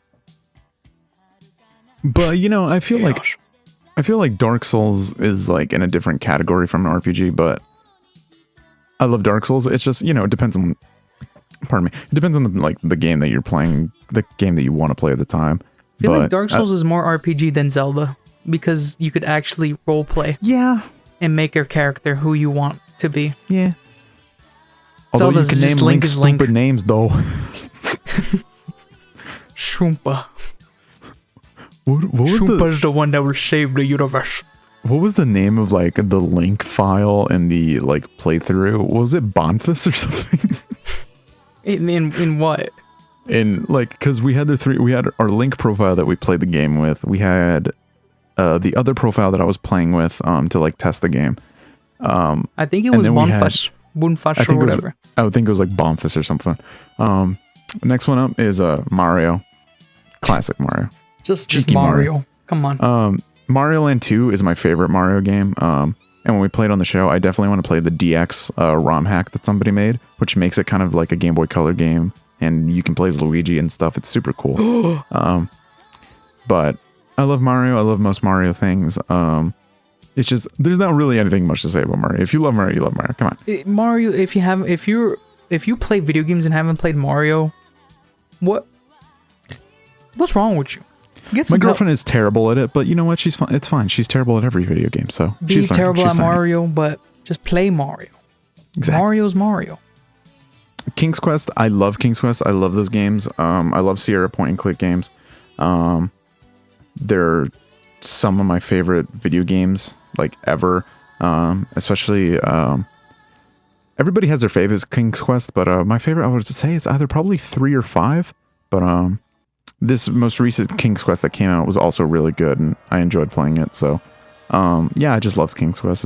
It's great. I only know King's Quest from there was a video games award, the Jeff Keighley video games awards, not the Spike ones, where they brought there was a developer of the decade or something, or developer from the past that they gave honor to, and it was the King's Quest developers who were just an old couple.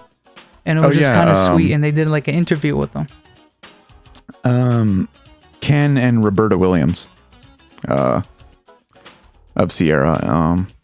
I just love Sierra games, and get a little bit in my honorable mentions, dimensions of honorables. And the last one I have is just, I don't know. I feel this is the kind of miscellaneous last category of different games could have been put here. But I chose Metal Slug because it's really what bred my love for arcade and old video games in general, because that was the Metal Slug X specifically was the arcade game that I played the most growing up, and I just love it. They had it at the laundromat that we used to go to. I used to play that shit all the fucking time. I love Metal Slug. It's fantastic run and gun. And like I said, it bred my love for arcade games and stuff, and it's why I love playing them now. And that's my free by 3. You asked me what was surprising on the list, but what's surprising that it's not on the list is Mega Man. Which I guess you'll get into. My honorable mentions are Mega Man, GoldenEye 007 for the N64, Space Quest, which is a Sierra game, Kirby, and Dark Souls / Bloodborne. Alright. But I would expect Mega Man to be on the 3x3 because of just how much I associate Mega Man with you. I don't know. It's funny that you associate Mega Man with me so much because, I don't know. I actually don't really like Mega Man that much, at least not a lot of the games. I love the classic, kind of like Castlevania. I love the classic platformers. Those are my favorite. And even then, some of them are but I thought you were a huge Mega Man fan because of all the Mega Man stuff. No. You played as Mega Man in Smash. One of for a while, the only video on your YouTube channel was a Mega Man live stream. Live stream? Why does that sound weird to me? It was a live stream. Yeah, I know, but I was just it does sound weird now that you mention it. Yeah. Stream live. And then my contact, Mega Man. Me gay man. Yeah, me gay man. At least we didn't say that during Pride Month. I don't know. I played as Mega Man in Smash mostly because I was like, oh shit, Mega Man's in Smash, and also because Mega Man is actually terrible to play as in Smash. He's not a good character. He sucks. You love being that little trolley guy. But it's not like Pit, where like Pit is not a very good character, but I love playing as Pit because like you can like play well as him. Mega Man you can't play well as. Mega Man just sucks, but it's fun to play as him. Mega Man never caught a break because like some of the characters in like Wii U version got like upgrades in Ultimate, but Mega Man just kind of stayed awful. Stayed the same. I was actually gonna say that Smash 4. It's not. I would never put it, but like on my like honorable mentions or something. I like Smash, but not that much. But like, but the time Smash you 4 had.